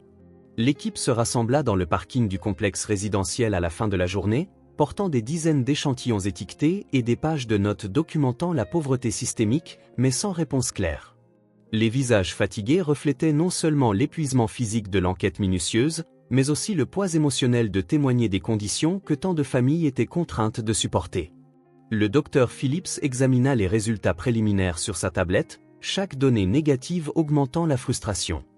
Nous avons trouvé de la moisissure, de l'amiante, de faibles niveaux de plomb, des problèmes de ventilation, mais rien qui n'explique les symptômes spécifiques de Tommy, résuma-t-il, sa voix portant le poids de l'échec apparent de la mission. Des heures passèrent et la directrice Victoria Henshaw attendait l'équipe de Blake dans le hall de l'hôpital, s'étalant tapant un rythme impatient sur le sol poli. Alors qu'elle regardait les médecins revenir de leur enquête au complexe résidentiel, son visage était tendu d'un mélange d'irritation et d'indignation professionnelle à la vue de l'équipe transportant des dizaines d'échantillons collectés et du matériel qui, assurément, ne rentrait pas dans le budget habituel de l'hôpital. Le bourdonnement habituel de l'hôpital sembla se calmer alors qu'elle s'approchait enfin du groupe, sa présence imposant une attention immédiate aux membres du personnel qui passaient. « Dr Blake, nous devons parler, et tout de suite », sa voix trancha l'air telle une lame de glace, tandis qu'elle faisait un geste en direction de son bureau à l'intérieur. Elle ferma la porte avec plus de force que nécessaire, le bruit résonnant comme un présage de la tempête à venir. « Vous avez transformé mon hôpital en une sorte d'agence environnementale, envoyé toute une équipe enquêter sur les conditions de logement, c'est le travail de la ville, des services sociaux, et non d'un hôpital. » Sa voix monta progressivement, des semaines de frustration débordant enfin. Blake resta debout, l'expression inébranlable, alors qu'il croisait le regard de la directrice, des yeux qui avaient déjà affronté bien pire. Cet hôpital n'a ni les ressources ni l'autorité pour enquêter sur des questions de logement. Henshaw continua, désormais d'un ton plus contrôlé mais non moins intense. Notre travail, c'est de soigner les patients, pas de résoudre des problèmes sociaux. Je veux que vous mettiez immédiatement fin à cette enquête et que vous vous concentriez exclusivement sur le traitement médical du garçon. Elle fit glisser une note sur le bureau en direction de Blake, un ordre direct de suspendre toutes les activités d'investigation en dehors de l'hôpital. Blake regarda le papier un long moment, puis directement dans les yeux de Henshaw. Le silence qui suivit était lourd, chargé du conflit imminent entre l'autorité administrative et la détermination médicale, alors que la vie de Tommy se trouvait en équilibre précaire dans cette lutte de pouvoir. Blake prit la note du bureau, pour la première fois depuis qu'il travaillait à l'hôpital, sa voix s'éleva au-dessus de sa tonalité habituellement contrôlée. « Alors c'est comme ça que ça marche ? Pendant qu'un garçon de 7 ans perd la vue et sa mobilité, on est censé se soucier des juridictions et des protocoles administratifs ?» Le papier se chiffonna dans ses mains gesticulantes alors que sa frustration débordait enfin. La directrice Henshaw, prise au dépourvu par cet éclat inhabituel, se recula instinctivement sur sa chaise tout en conservant sa posture autoritaire. « Il y a quelque chose qui tue ce garçon, Victoria, quelque chose dans son environnement, quelque chose qui pourrait affecter d'autres enfants de ce complexe de logement. Et vous voulez que j'ignore cela parce que cela ne correspond pas à vos tableaux de coups ?» Les paroles de Blake résonnèrent contre les murs du bureau, attirant des regards curieux des membres du personnel qui passaient dans le couloir. Henshaw se leva, répondant à l'intensité de Blake avec une force égale. « Ne déformez pas mes propos. Cet hôpital a des responsabilités, des limites juridiques et financières qu'il faut respecter. Nous ne pouvons pas nous transformer en une agence d'investigation environnementale juste parce que vous avez décidé que c'était nécessaire. » La confrontation atteignit son paroxysme lorsque Blake martela ses mains sur le bureau, rapprochant dangereusement la tasse de café de Henshaw du bord. « Quel genre de médecins sommes-nous si nous ignorons la cause juste parce qu'elle se trouve en dehors de nos murs ? Quel genre d'hôpital est-ce si nous décidons qu'elle vie valent la peine d'être sauvée en fonction de tableaux de coups ?» Sa voix portait un mélange de colère et de mépris qui surprit même ceux qui le connaissaient depuis des années. « Vous pouvez garder votre note et vos règles, Victoria. Je vais continuer à chercher des réponses, avec ou sans l'approbation de cet hôpital. » Sur ces mots, il se retourna et quitta le bureau, laissant derrière lui une Henshaw stupéfaite et un silence assourdissant. Les minutes s'égrenaient lorsque Nathan trouva Blake sur le toit de l'hôpital, l'un des rares endroits où les médecins pouvaient trouver un moment de répit face au chaos des couloirs en contrebas. Le ciel commençait à s'assombrir, peignant l'horizon de nuances de violet et d'orange, tandis que la ville en contrebas s'illuminait de sa première lueur du soir. L'éclat de sa confrontation avec Henshaw avait visiblement laissé Blake tendu, ses épaules rigides alors qu'il observait le paysage urbain se transformer avec l'arrivée de la nuit. L'air vif du soir portait les bruits lointains de la ville, créant une atmosphère presque méditative que Nathan hésita à briser. « Tu sais, » commença Nathan en s'approchant avec sa manière habituelle décontractée, « as-tu déjà envisagé une thérapie, ou serait-ce un crime psychologique d'essayer de t'aider ?» Un sourire se dessina sur ses lèvres alors qu'il s'appuyait contre la rambarde à côté de Blake. Le commentaire fit émettre à Blake un soupir exaspéré, mais Nathan put percevoir la légère détente dans sa posture. Imagine juste le pauvre thérapeute qui essaierait de gérer ton cas, ils auraient probablement besoin d'une thérapie par la suite. Eh bien, répondit Blake, mais le coin de sa bouche se courba légèrement, trahissant son affection pour son collègue. Peu après, le son strident des moniteurs cardiaques brisa le calme de l'unité de soins intensifs pédiatriques en pleine nuit. Tommy était entré dans une spirale descendante que nul des médecins ne pouvait contrôler. Ses reins commençaient à faiblir, sa tension artérielle fluctuant dangereusement et sa respiration devenant de plus en plus superficielle et irrégulière. L'équipe médicale se déplaçait dans une danse frénétique autour du lit, administrant des médicaments, ajustant les équipements et essayant désespérément de stabiliser les signes vitaux qui semblaient s'effondrer sous leurs yeux comme un château de cartes. Sarah, qui n'avait pas quitté le chevet de son fils depuis des jours, regardait la scène avec une terreur silencieuse, ses prières incessantes se mêlant au bruit de la machine et aux voix urgentes des médecins. Tommy, désormais connecté à encore plus de tubes et de moniteurs, semblait s'étioler à chaque heure qui passait, sa peau prenant une teinte cendrée qui faisait souffrir le cœur de sa mère. Le garçon qui débordait jadis d'énergie et d'imagination peinait maintenant à accomplir les fonctions les plus élémentaires de son corps. Madame Johnson, assise dans un coin de la pièce, serrait son crucifix si fort que ses doigts étaient devenus blancs, ses prières se joignant à celles de Sarah dans un duo silencieux de supplication et d'espoir. Blake restait au chevet, ses yeux fixés sur les moniteurs, son esprit traitant chaque nouvelle donnée avec une intensité presque palpable. Le docteur Cameron et le docteur Phillips se relayaient en garde consécutive, aucun ne voulant quitter l'hôpital tandis que Tommy demeurait dans un état critique. Les infirmières entraient et sortaient de la chambre en un flux constant, apportant chacune plus d'équipements, de médicaments, et des tentatives désespérées pour renverser ce qui semblait irréversible. Le son rythmique du ventilateur marquait le passage du temps tel un métronome implacable, rappelant à chacun que chaque minute était précieuse.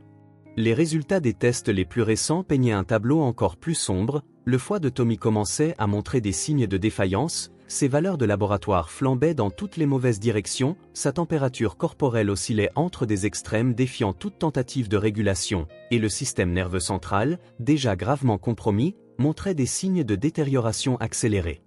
L'équipe médicale avait épuisé pratiquement toutes les options de traitement disponibles, chaque nouvelle tentative semblant plus un exercice de futilité qu'une réelle possibilité de guérison. Dans la salle de conférence adjacente à l'ICU, Blake menait une discussion tendue avec des spécialistes de divers départements, neurologues, néphrologues, hépatologues, tous les meilleurs médecins de l'hôpital avaient été convoqués pour essayer de trouver une solution. Les théories fusaient dans la salle telles des oiseaux désorientés, chacune semblant plus improbable que la précédente. La frustration était palpable dans l'air, se mêlant à l'arôme du café froid et à la fatigue accumulée des nuits sans sommeil.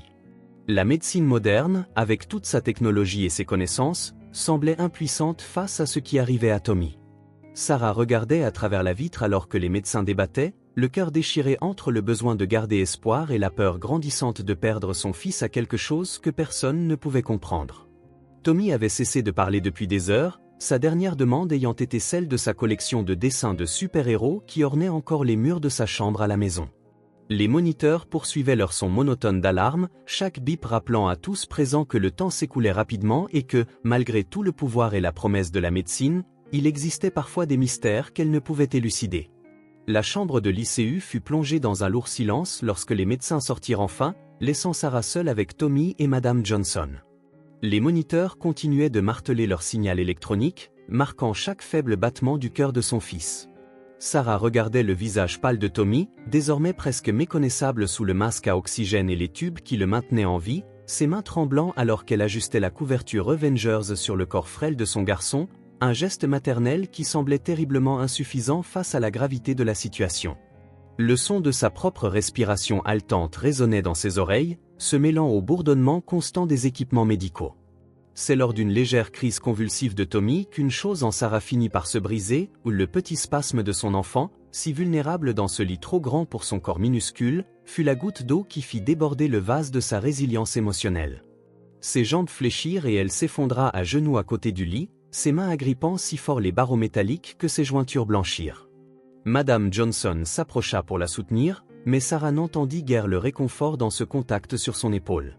Les larmes, refoulées depuis des jours, commencèrent à couler librement tandis que des sanglots profonds secouaient tout son être. « Mon Dieu !»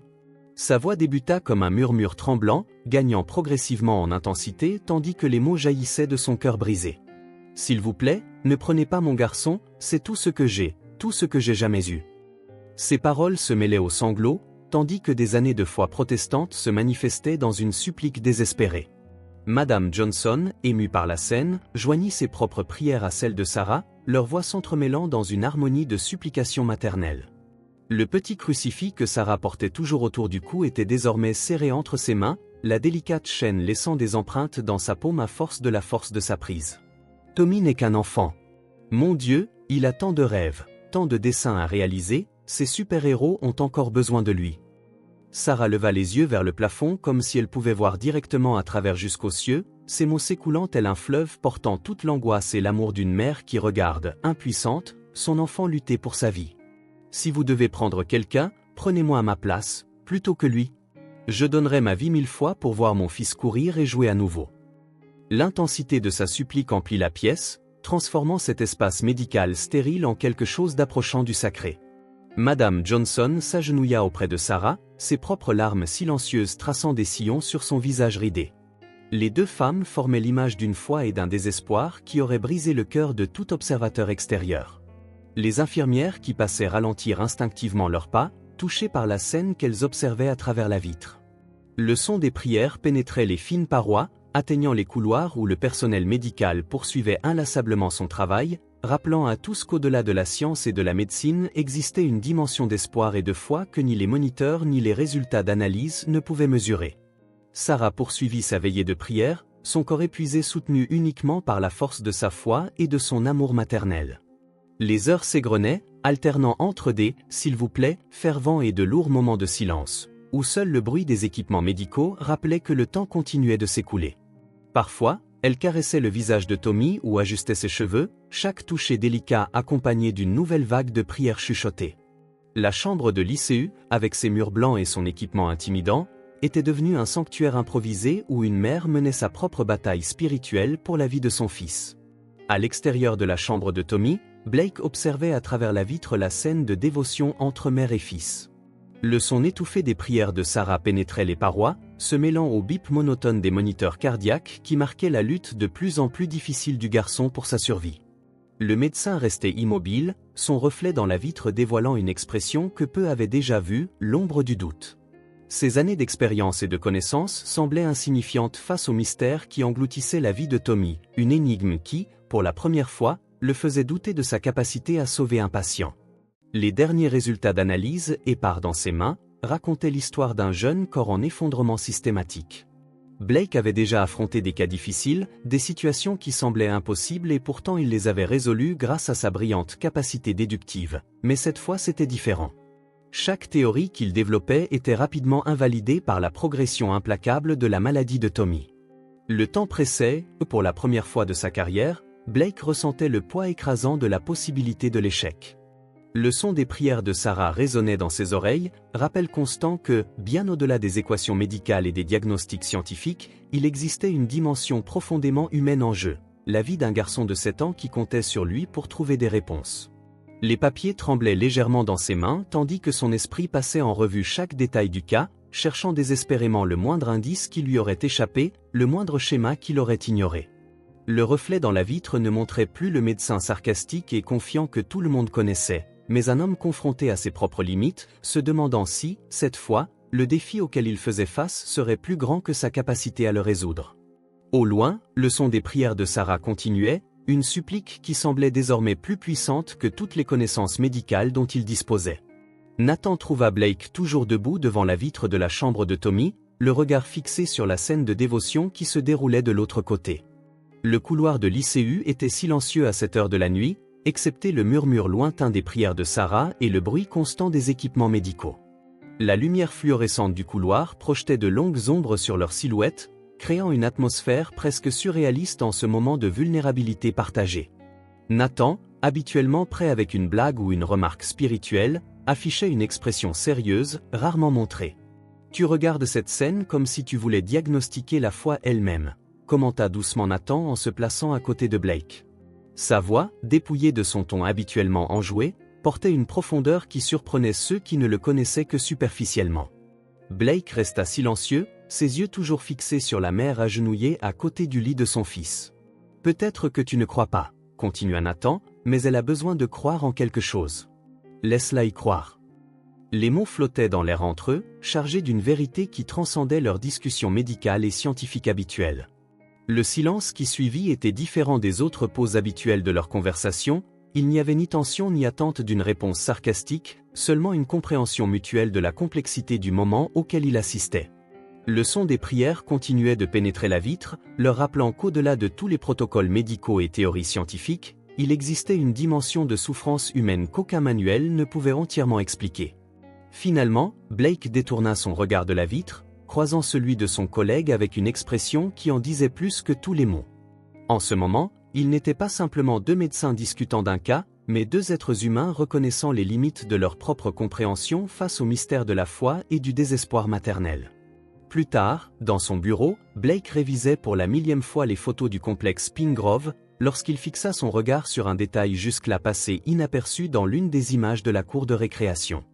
Partiellement enfoui dans le sable, un morceau de métal scintillait sous le flash de l'appareil photo.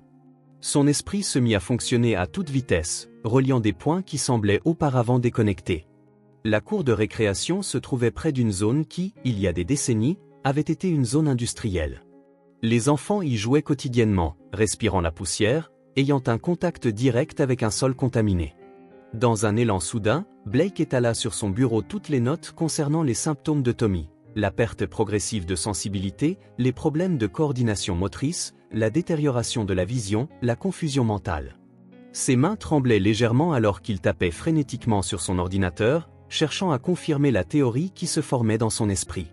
Chaque nouvel article scientifique qu'il lisait faisait battre son cœur plus vite. Les symptômes correspondaient parfaitement à un cas d'empoisonnement au mercure. Le métal lourd, probablement accumulé dans le sol après des années d'élimination industrielle inadéquate, empoisonnait lentement Tommy. Le docteur Cameron, qui traversait le couloir, fut surpris par le bruit de Blake renversant sa chaise alors qu'il se levait brusquement. « Les tests de métaux lourds !» s'exclama-t-il, sa voix pleine d'une urgence rarement perçue. « Pourquoi ne les avons-nous pas fait plus tôt ? Nous étions tellement concentrés sur les maladies neurologiques que nous avons ignoré la possibilité la plus évidente. » Ces mots s'enchaînaient tandis qu'il évoquait mentalement tous les cas documentés d'empoisonnement au mercure. Les symptômes classiques, perte de sensibilité, problèmes de coordination, détérioration neurologique progressive, étaient exactement ce que l'on voyait chez Tommy. Le laboratoire de l'hôpital se transforma en un tourbillon d'activité lorsque Blake fit irruption dans la salle, ordonnant une batterie complète de tests de métaux lourds sur les échantillons recueillis du complexe résidentiel ou les échantillons de sol de la cour de récréation, qui avaient jusque-là été jugés sans importance, étaient désormais la clé pour résoudre ce mystère. Les techniciens travaillèrent rapidement, traitant les analyses avec une urgence renouvelée tandis que Blake attendait, son esprit déjà en train de calculer le protocole de traitement à initier des confirmations. La révélation frappa Blake comme un coup de tonnerre. Ce n'était pas seulement Tommy qui était en danger, tous les enfants jouant dans cette cour étaient potentiellement exposés au mercure. Son cerveau cataloguait rapidement d'autres cas récents de symptômes neurologiques inexpliqués qui pourraient y être liés. Tout en attendant les résultats des tests, il rédigeait déjà un rapport détaillé qui serait envoyé aux autorités de santé publique. La situation était bien plus grave qu'un seul patient. C'était une crise de santé publique qu'il fallait contenir immédiatement. Les premiers résultats commencèrent à arriver, confirmant ses pires soupçons. Les taux de mercure dans les échantillons de sol étaient alarmants, dépassant largement les limites de sécurité. Blake ordonna immédiatement la prise d'échantillons sanguins de Tommy pour confirmer la présence du métal dans son corps. Le temps perdu à chercher d'autres causes devait désormais être rattrapé par une action rapide et décisive. Un traitement avec des agents chélateurs, des substances capables de se lier au mercure et d'en faciliter l'élimination du corps, devait être initié dès que possible. Chaque minute était précieuse dans la lutte contre cet empoisonnement qui avait silencieusement infiltré le corps du garçon à travers ses jeux innocents sur la cour contaminée. La salle de réunion du conseil médical de l'hôpital était bondée ce matin-là, l'air chargé de tension et d'anticipation. Blake présentait ses conclusions avec une urgence qui contrastait avec le scepticisme gravé sur le visage des administrateurs. Les résultats des tests de sol et les analyses sanguines préliminaires de Tommy étaient projetés sur l'écran, chiffres et graphiques racontant l'histoire glaçante d'une contamination au mercure. La directrice Henshaw occupait son siège habituel en tête de table, son expression se durcissant au fur et à mesure qu'elle feuilletait le rapport de Blake sur le protocole de traitement proposé. Le protocole de collation que vous suggérez est expérimental pour des cas comme celui-ci, déclara le chef du département financier, ajustant ses lunettes tout en consultant un tableau détaillé. Le coût du traitement est astronomique et il n'y a aucune garantie que l'assurance du patient couvrira une procédure non standardisée. D'autres administrateurs hochèrent la tête en murmurant à propos de la responsabilité budgétaire et d'un dangereux précédent. Blake resta debout, les mains appuyées sur le bureau en acajou, luttant pour conserver son calme face à une bureaucratie qui menaçait la vie de son patient. Victoria Henshaw leva la main, faisant taire les murmures de la salle. « Dr Blake, je comprends vos préoccupations, mais ce traitement représente un risque important pour l'hôpital. Ce n'est pas seulement une question de coût, nous parlons de poursuites potentielles si quelque chose tourne mal, sans compter l'exposition négative à laquelle nous pourrions être confrontés en admettant qu'il y a contamination au mercure dans une zone résidentielle. » Sa voix, calculée et professionnelle, portait toutefois une tonalité de décision définitive qui fit bouillir le sang de Blake. La politique institutionnelle et la peur d'une mauvaise publicité primaient sur le besoin urgent de sauver la vie d'un enfant. Le docteur Cameron, assise près de la porte, intervint en fournissant des données statistiques sur des cas similaires d'empoisonnement aux métaux lourds, mais ces mots semblaient ricocher contre un mur invisible de résistance administrative. Le docteur Phillips présenta des études de cas soutenant l'efficacité du traitement proposé, mais chaque argument médical était rapidement contré par des préoccupations juridiques et financières. La frustration dans la pièce était palpable, surtout parmi les médecins qui comprenaient la gravité de la situation de Tommy et l'urgence du traitement.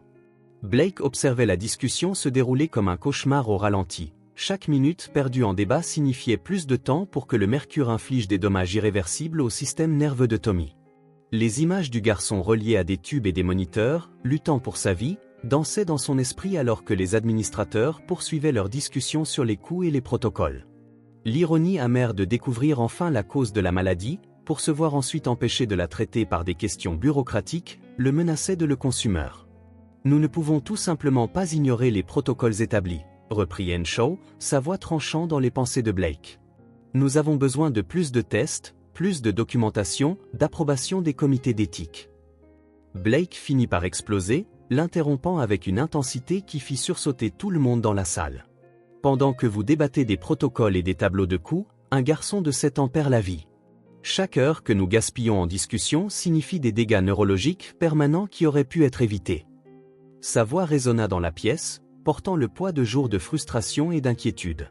Le silence qui suivit ne fut rompu que par le bourdonnement de la climatisation et le cliquetis lointain des équipements médicaux dans les couloirs, rappelant à tous que chaque seconde perdue dans cette confrontation était une seconde de moins pour Tommy. L'horloge de l'ICU indiquait 3h15 du matin lorsque Blake initia le protocole chélateur. La douce lumière matinale perçait à peine les stores de la pièce, créant une atmosphère presque intime, brisée seulement par le bip rythmique des moniteurs cardiaques. Sarah observait chacun des mouvements du médecin, les yeux grands ouverts, emplis d'espoir et de peur, ses mains jointes en une prière silencieuse alors que Blake préparait la première dose du médicament. Le docteur Cameron vérifia pour la 3e fois les signes vitaux de Tommy, s'assurant qu'il était suffisamment stable pour supporter le traitement intensif qui allait commencer. Blake travaillait avec la précision d'un horloger, chaque geste calculé en préparant la solution qui, si tout se passait bien, commencerait à éliminer le mercure du système de Tommy. Le médicament chélateur, un composé spécialement développé pour se lier aux métaux lourds dans le sang, gouttait lentement à travers le tube intraveineux, chaque goutte portant l'espoir d'inverser les dégâts causés par le poison au fil des mois. L'infirmière chef de service, de son côté, enregistrait méticuleusement chaque paramètre vital, consciente que le moindre changement pouvait signifier la différence entre le succès et l'échec. Le traitement était une course contre la montre. Le mercure s'était accumulé dans le système nerveux de Tommy depuis des mois, peut-être des années, et il tentait désormais de renverser ses dégâts en l'espace de quelques heures. Blake surveillait étroitement les réactions du garçon, ses yeux alternant entre les moniteurs et le visage pâle de son jeune patient. Chaque moindre changement était noté, chaque fluctuation des signes vitaux analysée. Le docteur Cameron restait à proximité du lit, prêt à intervenir au moindre signe de complication, tout en préparant la dose suivante du médicament. Sarah ne quittait jamais le chevet de son fils, ses doigts caressant doucement les cheveux de Tommy alors qu'elle murmurait des mots d'encouragement. Madame Johnson avait apporté sa Bible et lisait des versets à voix basse, ses paroles se mêlant au bourdonnement constant des équipements médicaux. La chambre de Lycéus s'était transformée en un sanctuaire où la science et la foi s'unissaient dans une bataille désespérée pour la vie d'un enfant. Blake, habituellement sceptique en matière de spiritualité, se sentait étrangement réconforté par l'atmosphère de dévotion qui imprégnait la pièce. Les premières heures du traitement furent les plus critiques. Le corps de Tommy devait accepter le médicament sans réaction négative, tandis que le chélateur commençait son travail de capture et d'élimination du mercure de son système. Chaque membre de l'équipe connaissait son rôle avec une précision chirurgicale, une sorte de balai médical où la moindre erreur pouvait avoir des conséquences fatales. La tension artérielle de Tommy était contrôlée toutes les 15 minutes, la fonction rénale constamment évaluée, et des échantillons de sang prélevés à intervalles réguliers pour suivre les taux de mercure. Dans la pénombre de la pièce, le temps semblait s'étirer, chaque minute durant comme une heure, chaque heure pesant comme une journée entière. Blake restait concentré, ignorant la fatigue qui commençait à peser sur ses épaules. C'était le moment qui définirait non seulement l'avenir de Tommy, mais aussi sa propre carrière médicale. Ce traitement non autorisé pouvait lui coûter son emploi, sa licence médicale, tout ce pour quoi il avait travaillé au fil des ans. Mais alors qu'il observait le médicament s'écouler, goutte par goutte, dans le corps de Tommy, Blake savait que certaines batailles valaient n'importe quel sacrifice. Soudain, les moniteurs cardiaques retentirent en une cacophonie assourdissante d'alarmes. Le corps de Tommy commença à convulser violemment, ses petits membres se débattant contre les barreaux du lit d'hôpital alors que sa tension artérielle chutait dangereusement. Blake et son équipe réagirent immédiatement, transformant la chambre en un tourbillon d'activité frénétique. Sarah fut doucement éloignée du lit par une infirmière, ses jambes cédant alors qu'elle s'effondrait à genoux, son crucifix serré si fort entre ses doigts. Ses doigts, au point que les jointures de ses mains devenaient blanches, la voix de Sarah rose par-dessus le chaos, ses prières se mêlant aux ordres urgents de Blake et au son strident des alarmes. « Mon Dieu, ne prends pas mon fils, s'il te plaît, pas maintenant » que supplia-t-elle, se balançant d'avant en arrière dans un rythme d'angoisse. Madame Johnson s'agenouilla à ses côtés, enroulant d'un bras les épaules tremblantes de Sarah, tandis que ses propres prières se joignaient au cœur des supplications. Le son de leur voix créait une harmonie de foi et de désespoir qui contrastait radicalement avec la précision clinique des procédures médicales effectuées à quelques mètres de là. Blake travaillait sans relâche, son esprit traitant des dizaines de possibilités tandis que ses mains se déplaçaient avec une vitesse et une précision pratiquées aux pressions descendant à 50 sur 30. La docteure Cameron alerta d'une voix tendue en administrant des médicaments d'urgence. Les battements de cœur de Tommy fluctuaient dangereusement, chaque bip irrégulier du moniteur rappelant à tous dans la pièce combien la ligne entre la vie et la mort, qu'il tentait de franchir, était fragile. Le corps du garçon réagissait violemment au traitement et aucune garantie n'était donnée qu'il parviendrait à le stabiliser. Les prières de Sarah s'intensifièrent, sa voix s'étouffant d'émotion alors qu'elle récitait des passages bibliques, entre sanglots, « Le Seigneur est mon berger, je ne manquerai de rien.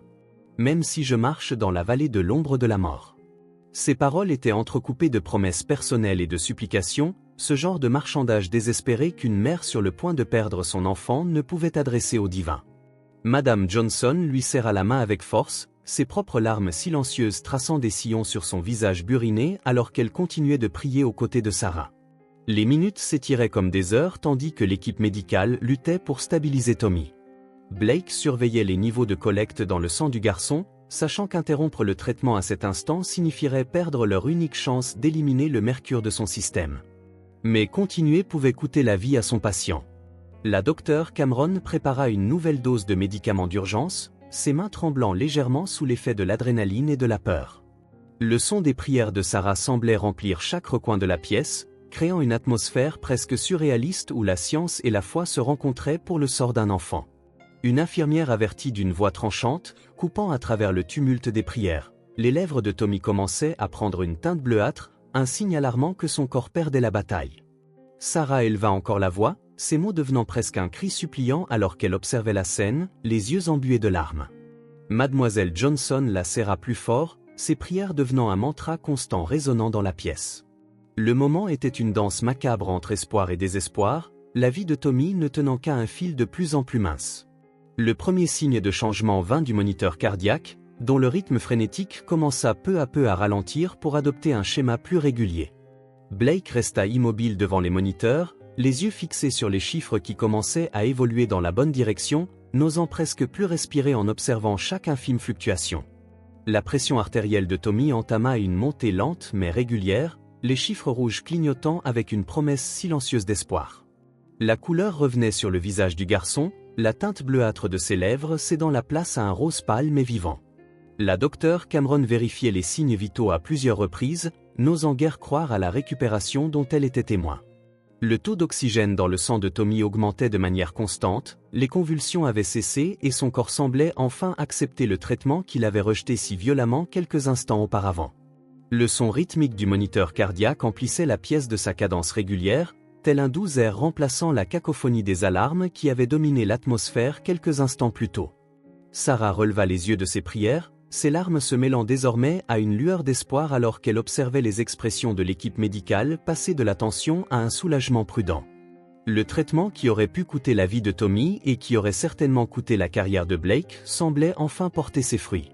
Les premiers résultats des tests sanguins, imprimés sur des feuilles encore chaudes par l'imprimante du laboratoire, montraient une diminution des niveaux de mercure, les chiffres rouges cédant progressivement la place à des valeurs plus proches de la normale. La chalata faisait son travail en purifiant le sang du garçon, molécule par molécule, telle une armée microscopique dans une bataille silencieuse contre le poison. Blake relâcha lentement le souffle qu'il ne s'était pas rendu compte qu'il retenait, ses épaules se détendant légèrement pour la première fois depuis des heures. Ses yeux brûlaient de la fatigue d'une nuit blanche, mais restaient fixés sur les moniteurs qui racontaient l'histoire de la récupération de Tommy en bip rythmique et en lignes vertes ondulantes. La chambre de soins intensifs, qui avait été le théâtre d'une bataille dramatique entre la vie et la mort il y a à peine quelques minutes, dégageait désormais une atmosphère presque sacrée de possibilités et de renouveau. L'air lourd de tension s'était dissipé, remplacé par une énergie plus légère d'espoir. Les prières de Sarah se transformaient en chuchotements de gratitude, ses larmes étincelant désormais de soulagement plutôt que de peur, tandis que les chiffres sur les moniteurs poursuivaient leur danse régulière vers la normalité. La douce lumière de l'aube, commençant à filtrer à travers les stores, semblait apporter avec elle la promesse d'un nouveau commencement. PL avait été reconduit dans la petite salle de pause adjacente aux soins intensifs, un espace rarement utilisé, sauf par les médecins et les infirmières en quête d'un moment de paix pendant de longues et difficiles gardes. La douce lumière du lever du soleil commençait à se répandre à travers la unique fenêtre, projetant des ombres dorées sur les murs nus. Le médecin observait son café intact, toujours en train de traiter mentalement les événements des dernières heures, la crise, la récupération, le risque qu'il avait pris. Le son lointain du moniteur cardiaque de Tommy, désormais dans un rythme constant et rassurant, portait à travers les parois fines tel un air de réconfort. Nathan entra silencieusement dans l'enceinte, portant 2 tasses de café frais fumant, sans un mot. Il remplaça le café froid de Blake par l'une des tasses et s'installa dans le fauteuil à côté de lui. L'arôme riche du café fraîchement préparé remplissait le petit espace, créant une atmosphère presque méditative. Pendant quelques instants, les deux médecins restèrent en silence, partageant ce moment de calme après la tempête qu'ils venaient d'affronter. Le doux son de l'éveil de l'hôpital pour un nouveau jour filtrait à travers les murs, se mêlant au bourdonnement discret de la climatisation. « Oh, je sais que tu feras semblant de ne pas t'en soucier », commença Nathan d'une voix douce, un sourire naissant sur ses lèvres en observant le profil pensif de son collègue. « Mais tu es soulagé, n'est-ce pas ?» La question planait dans l'air entre eux, chargée de compréhension et de camaraderie bâtie au fil des années de collaboration. Blake prit une gorgée de son café, gardant toujours les yeux fixés sur un point lointain à travers la fenêtre, mais la légère détente de ses épaules et le presque imperceptible adoucissement de son expression répondaient suffisamment pour Nathan. Le lever du soleil poursuivait sa lente progression à travers l'horizon, marquant le début d'un nouveau jour, pour Tommy, une nouvelle chance de vivre. 3 jours après le début du traitement, un petit cri de douleur résonna dans la chambre d'hôpital. Sarah, qui avait somnolé dans le fauteuil à côté du lit, se réveilla en sursaut pour découvrir Tommy, l'air confus, regardant son propre bras, où une infirmière venait de retirer une aiguille après avoir prélevé du sang pour des tests. Le son qui, normalement, aurait suscité l'inquiétude fit s'illuminer le visage de Blake d'une expression de triomphe contenue. Ce bref moment d'inconfort signifiait bien plus que la douleur. C'était le premier signe concret que le système nerveux de Tommy se régénérait. Les moniteurs autour du lit racontaient désormais une histoire différente de celle d'avant. Les signes vitaux de Tommy s'étaient complètement stabilisés. Sa tension artérielle restait à des niveaux normaux et les analyses de sang montraient une diminution constante des niveaux de mercure. La chambre d'hôpital, qui quelques jours plus tôt avait été le théâtre d'une bataille désespérée pour la vie, respirait maintenant une atmosphère de rétablissement et d'espoir. Les rideaux étaient ouverts, laissant la lumière naturelle inonder l'espace, tandis que les dessins de super-héros que Tommy avait repris ornaient les murs, leurs couleurs vives contrastant avec le blanc institutionnel de l'hôpital. La docteure Cameron procéda à un examen neurologique détaillé, testant les réflexes et la sensibilité de Tommy dans différentes zones de son corps. Chaque petite plainte, chaque ouche, chuchotée lorsqu'elle touchait certains points, était soigneusement notée dans son dossier. Le garçon qui auparavant ne réagissait pas aux stimuli douloureux répondait désormais de manière appropriée à chaque test. Ses yeux, autrefois flous et confus, suivaient désormais clairement les mouvements de la médecin et ses réponses aux questions étaient précises et cohérentes. Le brouillard qui avait envahi son esprit se dissipait, permettant à la personnalité vive de Tommy d'émerger à nouveau. Sarah observait chaque nouveau développement avec un mélange de joie et d'incrédulité, ses prières de supplique se transformant désormais en une gratitude fervente. Madame Johnson, qui continuait ses visites quotidiennes, apportait des histoires des autres enfants du complexe HLM, demandant quand Tommy reviendrait jouer. La petite chambre d'hôpital était devenue un point de rassemblement pour un flot d'amour et de soutien, avec des infirmières qui passaient simplement pour vérifier Tommy, même en dehors de leurs heures de service, et des médecins résidents qui prenaient le temps d'écouter ces histoires de super-héros, désormais racontées avec l'enthousiasme caractéristique d'un enfant de 7 ans. Flake maintenait une vigilance constante sur la récupération de Tommy, surveillant méticuleusement chaque nouveau test. Les résultats des analyses toxicologiques montraient une réduction progressive des niveaux de mercure dans son corps, tandis que les tests de la fonction neurologique indiquaient une récupération qui, bien que graduelle, était constante et prometteuse. Le médecin qui avait risqué sa carrière pour sauver son patient observait désormais, avec une satisfaction rarement affichée, chaque petit signe d'amélioration. La douleur, qui avait été absente à cause de l'empoisonnement, était revenue comme un indicateur bienvenu de la guérison en cours. Tommy commença à se plaindre de l'inconfort des procédures médicales, ce qui fit sourire Sarah à travers ses larmes de soulagement. « Maman, ça fait mal », protestait-il lors des injections, sa voix portant ce ton particulier d'indignation enfantine qui semblait avoir disparu il y a à peine quelques semaines. Chaque manifestation de douleur était perçue par l'équipe médicale comme un signe positif, preuve que son système nerveux retrouvait progressivement ses fonctions normales. Le garçon qui autrefois était incapable de ressentir quoi que ce soit redécouvrait désormais le monde dans toute son intensité, y compris les légers inconforts qui faisaient partie du processus de guérison.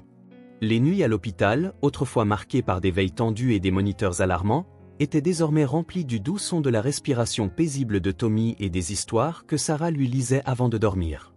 La lueur douce de la lampe de chevet créait un cercle de confort chaleureux tandis que des ombres dansaient doucement sur les murs de la chambre à chaque fois qu'elle tournait une page.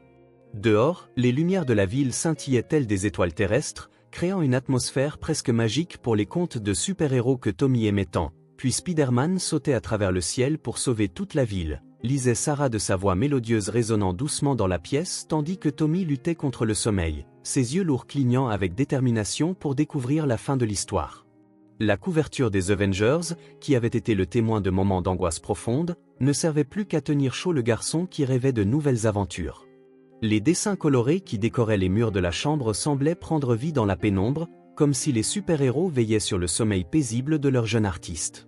Le son lointain des couloirs de l'hôpital, les pas feutrés des infirmières effectuant leur tournée, le murmure étouffé des conversations nocturnes, le tintement occasionnel du matériel médical, créaient une douce symphonie de normalité qui ne faisait que souligner le miracle de la récupération de Tommy.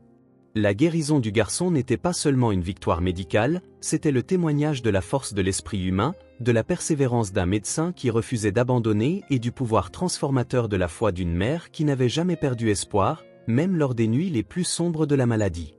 Dans le bureau de Blake, à l'écart de la chambre où Tommy s'amusait avec ses dessins, Sarah essuyait des larmes qui semblaient interminables. Le soulagement de voir son fils se rétablir se mêlait à une nouvelle vague d'inquiétude alors que Blake expliquait la situation avec une gravité qui faisait se serrer son estomac. Le médecin avait éparpillé sur son bureau des rapports détaillés sur la contamination des sols dans le complexe Pine Grove, chaque page révélant un scénario plus alarmant que le précédent. La lumière de l'après-midi qui filtrait à travers la fenêtre semblait plus froide à mesure que la réalité de leur situation s'imposait. « Madame Miller, il faut que je sois absolument clair sur ce point », commença Blake d'une voix chargée d'un poids que Sarah n'avait jamais vraiment remarqué auparavant. « Tommy ne peut pas retourner dans cet environnement. Le sol est contaminé par des niveaux dangereux de mercure, non seulement dans l'aire de jeu, mais dans toute la zone.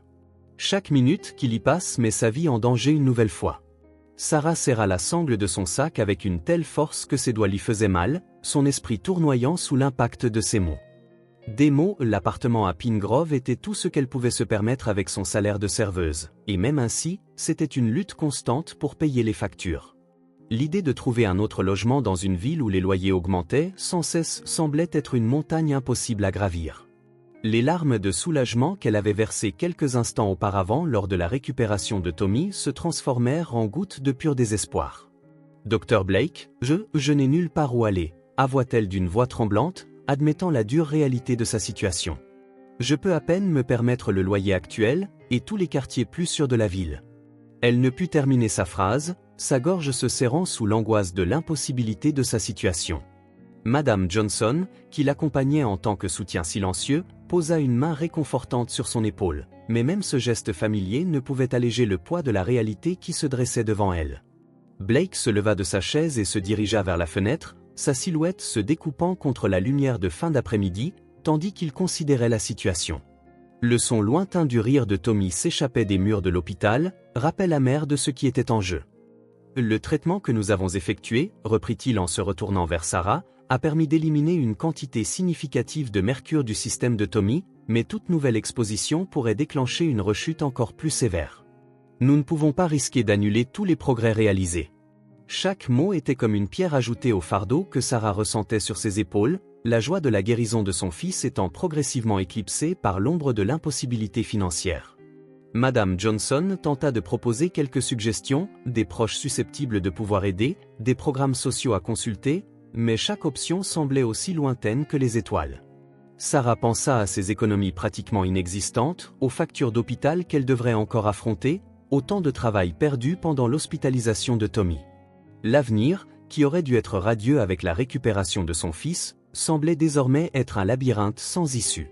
Les murs du bureau lui semblaient se refermer, alors qu'elle peinait à trouver une solution qui, tout simplement, n'existait pas avec ses moyens limités. « Ou je ne peux pas simplement abandonner mon travail et recommencer ailleurs », expliqua Sarah, sa voix épaisse d'émotion, tandis que ses mains agitées froissaient un mouchoir imbibé de larmes. La lumière de l'après-midi qui filtrait par la fenêtre du bureau projetait de longues ombres qui semblaient danser sur le cadre, les diplômes accrochés au mur, témoins muets de son désarroi. « Le restaurant est proche de Pine Grove, je peux y aller à pied pour économiser sur le transport. Les coûts, reprit-elle en s'interrompant, avalant difficilement sa salive, le loyer serait plus élevé, il me faudrait prendre 2 bus, peut-être même 3, sans parler du temps loin de Tommy. » Ces mots s'éteignirent dans un sanglot étouffé, la réalité de sa situation devenant de plus en plus lourde à chaque instant qui passait. Le tic-tac de l'horloge au mur semblait faire écho au rythme accéléré de son cœur tourmenté, tandis que le doux bourdonnement de la climatisation offrait une bande sonore mélancolique à son désespoir. « Et il y a les factures d'hôpital, même avec le plan public, je suis déjà tellement endetté. » Sa voix lui fit défaut complètement cette fois. Plaque écouta en silence, assis dans son fauteuil en cuir noir, ses doigts martelant légèrement le bureau en acajou, son visage habituellement impassible trahissant des signes de véritable inquiétude. Le médecin qui avait réussi à sauver Tommy de la mort se retrouvait maintenant face à un problème qui ne pouvait être résolu par des procédures médicales ou des médicaments. Ses années d'études, ses spécialisations coûteuses, tout son savoir scientifique, rien de tout cela ne pouvait lutter contre la cruelle réalité socio-économique qui se présentait. La solution requise dépassait de loin le domaine de la médecine, s'aventurant dans un territoire d'inégalité sociale et de limitations économiques qu'aucun diagnostic ne pouvait corriger. Un léger coup à la porte du bureau interrompit ce moment de désespoir silencieux. Une femme d'âge moyen, vêtue d'un blazer gris discret et portant un dossier rempli de documents, entra dans la pièce d'un pas décidé, son insigne de services sociaux oscillant doucement alors qu'elle s'approchait du bureau de Blake. Les médias locaux avaient commencé à relater l'affaire de contamination du complexe Pine Grove et l'histoire de Tommy avait capté l'attention des autorités municipales. Le visage de la travailleuse sociale arborait cette expression unique de quelqu'un porteur de bonnes nouvelles après une longue bataille bureaucratique. Madame Miller, commença-t-elle d'une voix chargée d'une urgence pleine d'espoir, en ouvrant son dossier sur le bureau de Blake, l'affaire de Tommy a mis en lumière une situation que les autorités ne peuvent plus ignorer. Le gouvernement vient d'approuver un programme de relogement d'urgence pour toutes les familles résidant dans les zones contaminées. Sarah, qui quelques instants plus tôt se noyait dans un océan de désespoir, s'accrochait désormais à chaque mot comme s'il s'agissait de bouées de sauvetage lancées en sa direction. La travailleuse sociale continua en expliquant les détails du programme, dépliant des formulaires et des documents qui promettaient un nouveau départ non seulement pour Tommy et Sarah, mais pour l'ensemble de la communauté de Pine Grove. Le bureau de Blake, qui il y a quelques instants semblait suffoquer sous le poids de l'impossibilité, se remplissait désormais d'une atmosphère d'espoir renouvelé. Madame Johnson serra la main de Sarah avec force, des larmes silencieuses de soulagement coulant sur leur visage. Par la fenêtre du bureau, le coucher de soleil peignait le ciel de nuances de rose et d'or, comme si la nature elle-même célébrait ce tournant inattendu du destin pour la famille Miller. Le son lointain du rire de Tommy résonnait dans les couloirs de l'hôpital, porteur désormais de la promesse d'un avenir plus sûr et plus radieux. Victoria Henshaw retrouva Blake dans le couloir de l'hôpital, près de la machine à café qu'il fréquentait si souvent. La lumière naturelle entrant par les grandes fenêtres créait une atmosphère différente de d'habitude, comme si l'ambiance même de l'hôpital avait changé après les événements des dernières semaines. La directrice s'approcha d'un pas mesuré, son attitude affichant une expression que Blake n'avait jamais vue auparavant, un mélange singulier de frustration administrative et d'admiration réticente. Le brouhaha habituel de l'hôpital semblait s'amenuiser autour d'eux, créant une bulle de confidentialité pour cet instant inhabituel. Le rapport sur la contamination de Pine Grove est dans tous les gros titres locaux, commença Henshaw en ajustant nerveusement le dossier qu'elle portait. Le conseil municipal subit des pressions pour agir, et notre hôpital est félicité pour cette découverte. Elle fit une pause, comme si les mots suivants étaient particulièrement difficiles à prononcer. Tu avais raison sur tout, le diagnostic, le traitement, l'origine environnementale du problème. Ses doigts martelaient doucement le dossier, trahissant son malaise. Mais je ne peux pas ignorer le fait que tu as enfreint pratiquement tous les protocoles hospitaliers.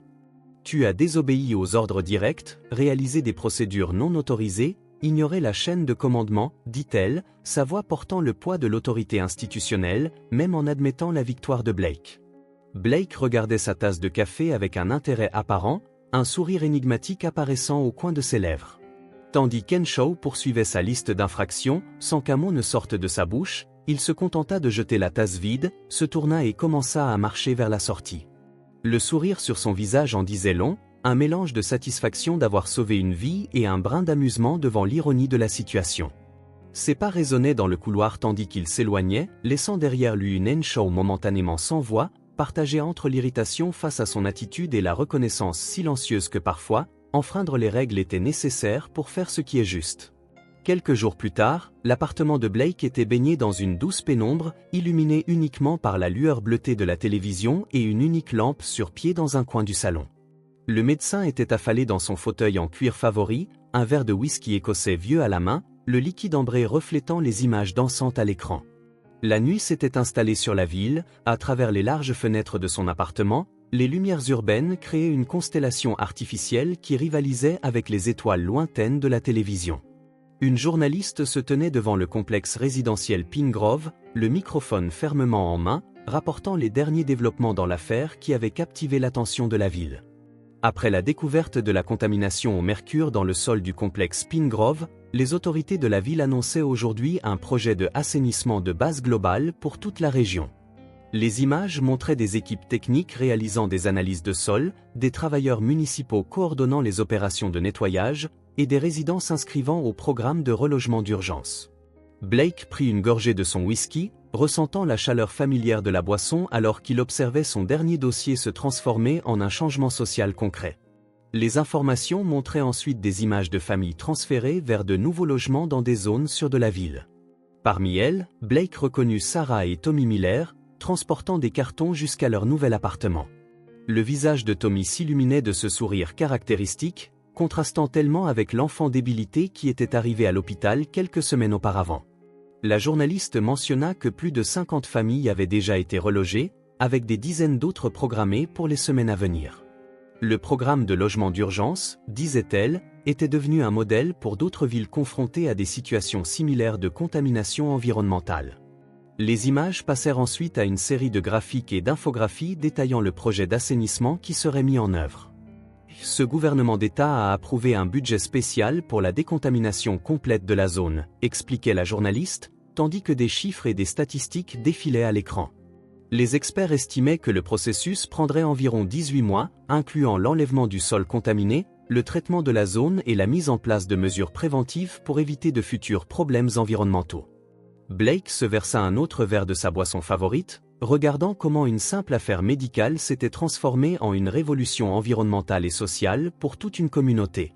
Les informations présentèrent ensuite des interviews de résidents de Pine Grove. Une femme âgée, que Blake reconnut comme une voisine des Miller, parla de la manière dont l'affaire de Tommy avait finalement attiré l'attention sur des problèmes auxquels la communauté était confrontée depuis des années. Des enfants jouaient sur un nouveau terrain de jeu temporaire installé dans une zone sûre, tandis que l'ancien subissait une décontamination. La caméra se focalisa sur des visages souriants, des familles soulagées, une communauté qui voyait enfin l'espoir après des années de négligence. La journaliste conclut le segment en notant comment un seul diagnostic médical avait déclenché une série de changements qui bénéficieraient aux générations futures.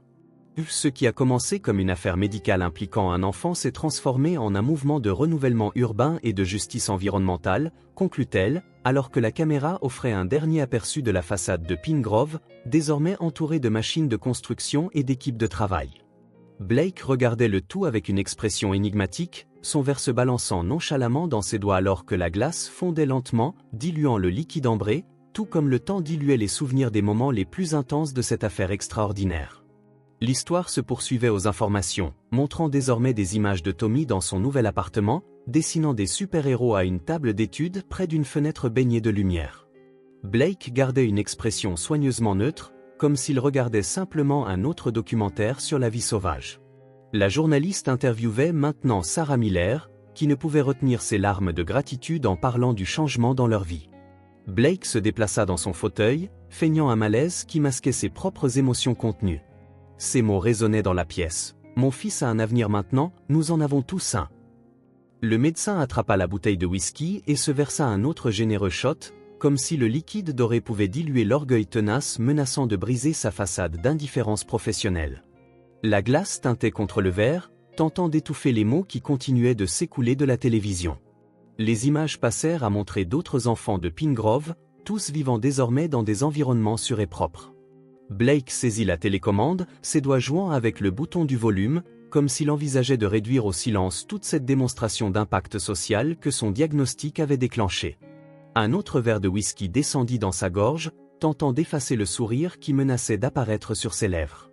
Les informations présentèrent maintenant des statistiques sur la manière dont l'affaire avait inspiré des enquêtes similaires dans d'autres complexes résidentiels de la ville, des chiffres et des graphiques dansant à l'écran, montrant combien d'autres vies pourraient potentiellement être sauvées grâce aux précédents établis par l'affaire Miller. PL fit mine de s'intéresser à un article médical délaissé sur sa table basse, comme si les pages de la recherche scientifique étaient plus pertinentes que l'impact humain de son travail diffusé à la télévision. Blake augmenta légèrement le volume, prétendant que c'était juste pour mieux entendre les détails techniques du processus de nettoyage et non les histoires d'espoir et de renouveau qui étaient partagées. Son reflet dans la fenêtre montrait un homme tentant de maintenir sa réputation de détachement émotionnel, même face à l'évidence indéniable du bien qu'il avait accompli. Le tintement de clés et l'ouverture d'une porte rompirent l'atmosphère contemplative de l'appartement. Nathan Ellis émergea de l'obscurité du couloir, apportant avec lui l'arôme d'un café frais et un sac en papier laissant deviner encore des beignets. Il connaissait le code d'entrée de l'immeuble et l'emploi du temps de Blake Parker, une familiarité bâtie au fil des années de collaboration. La lumière bleutée de la télévision dansait sur les murs, projetant des ombres mouvantes qui semblaient accompagner ses pas alors qu'il s'approchait du fauteuil où Blake restait assis, absorbé par le journal télévisé. La pièce était chargée de ce silence particulier qui précède les moments importants, rompu seulement par le doux murmure de la télévision et le tintement occasionnel de la glace dans son verre. Nathan observa la scène un instant, la bouteille à moitié vide sur la table basse, les yeux de Blake fixés sur l'écran où Tommy souriait dans sa nouvelle maison, la tension presque imperceptible dans les épaules de son mentor trahissant ses véritables émotions. L'appartement, habituellement un monument à la solitude choisi par Blake, semblait différent cette nuit-là, comme si ces murs austères étaient témoins d'un rare moment de vulnérabilité. « Alors, tu fais semblant de ne pas t'en soucier ?» rompit Nathan le silence, sa voix empreinte d'une gravité inhabituelle contrastant avec son ton habituellement enjoué. « Mais ce gamin est en vie grâce à toi, et maintenant, il a un avenir. » Les mots flottaient dans l'air tel un épais nuage de vérité, habituellement tuant entre eux. La lumière de la télévision illuminait le profil de Blake, révélant de micro-expressions que son visage ne laissait habituellement pas transparaître, une légère tremblote au coin de la bouche, un éclat différent dans ses yeux qu'il s'efforçait de dissimuler rapidement.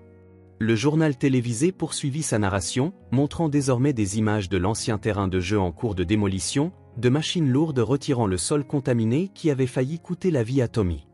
Blake resta silencieux, son regard fixé sur l'écran comme s'il regardait un film dans une langue que lui seul comprenait. Nathan n'attendait pas de réponse, il connaissait trop bien son collègue pour espérer une quelconque manifestation verbale d'émotion. Le silence entre eux en disait long, chargé des années de compréhension mutuelle et de respect qui transcendaient le besoin de mots. Les dernières images du journal montraient Tommy dessinant dans sa nouvelle chambre, ses super-héros désormais accompagnés d'une nouvelle figure, un médecin en blouse blanche sauvant des vies. Blake observa la scène encore quelques secondes, son visage masqué d'une indifférence étudiée qui ne pouvait complètement dissimuler l'éclat de satisfaction dans ses yeux. D'un geste délibéré, il saisit la télécommande et éteignit la télévision, plongeant la pièce dans une obscurité soudaine, rompue uniquement par la douce lueur de la lampe d'angle. Sans un mot, Blake se leva de son fauteuil, ses pas fermes le conduisant hors de la pièce, emportant avec lui cette aura de mystère qui l'accompagnait toujours. Nathan suivit son départ d'un petit sourire complice, aucun mot n'étant nécessaire pour confirmer ce qu'ils savaient tous les deux.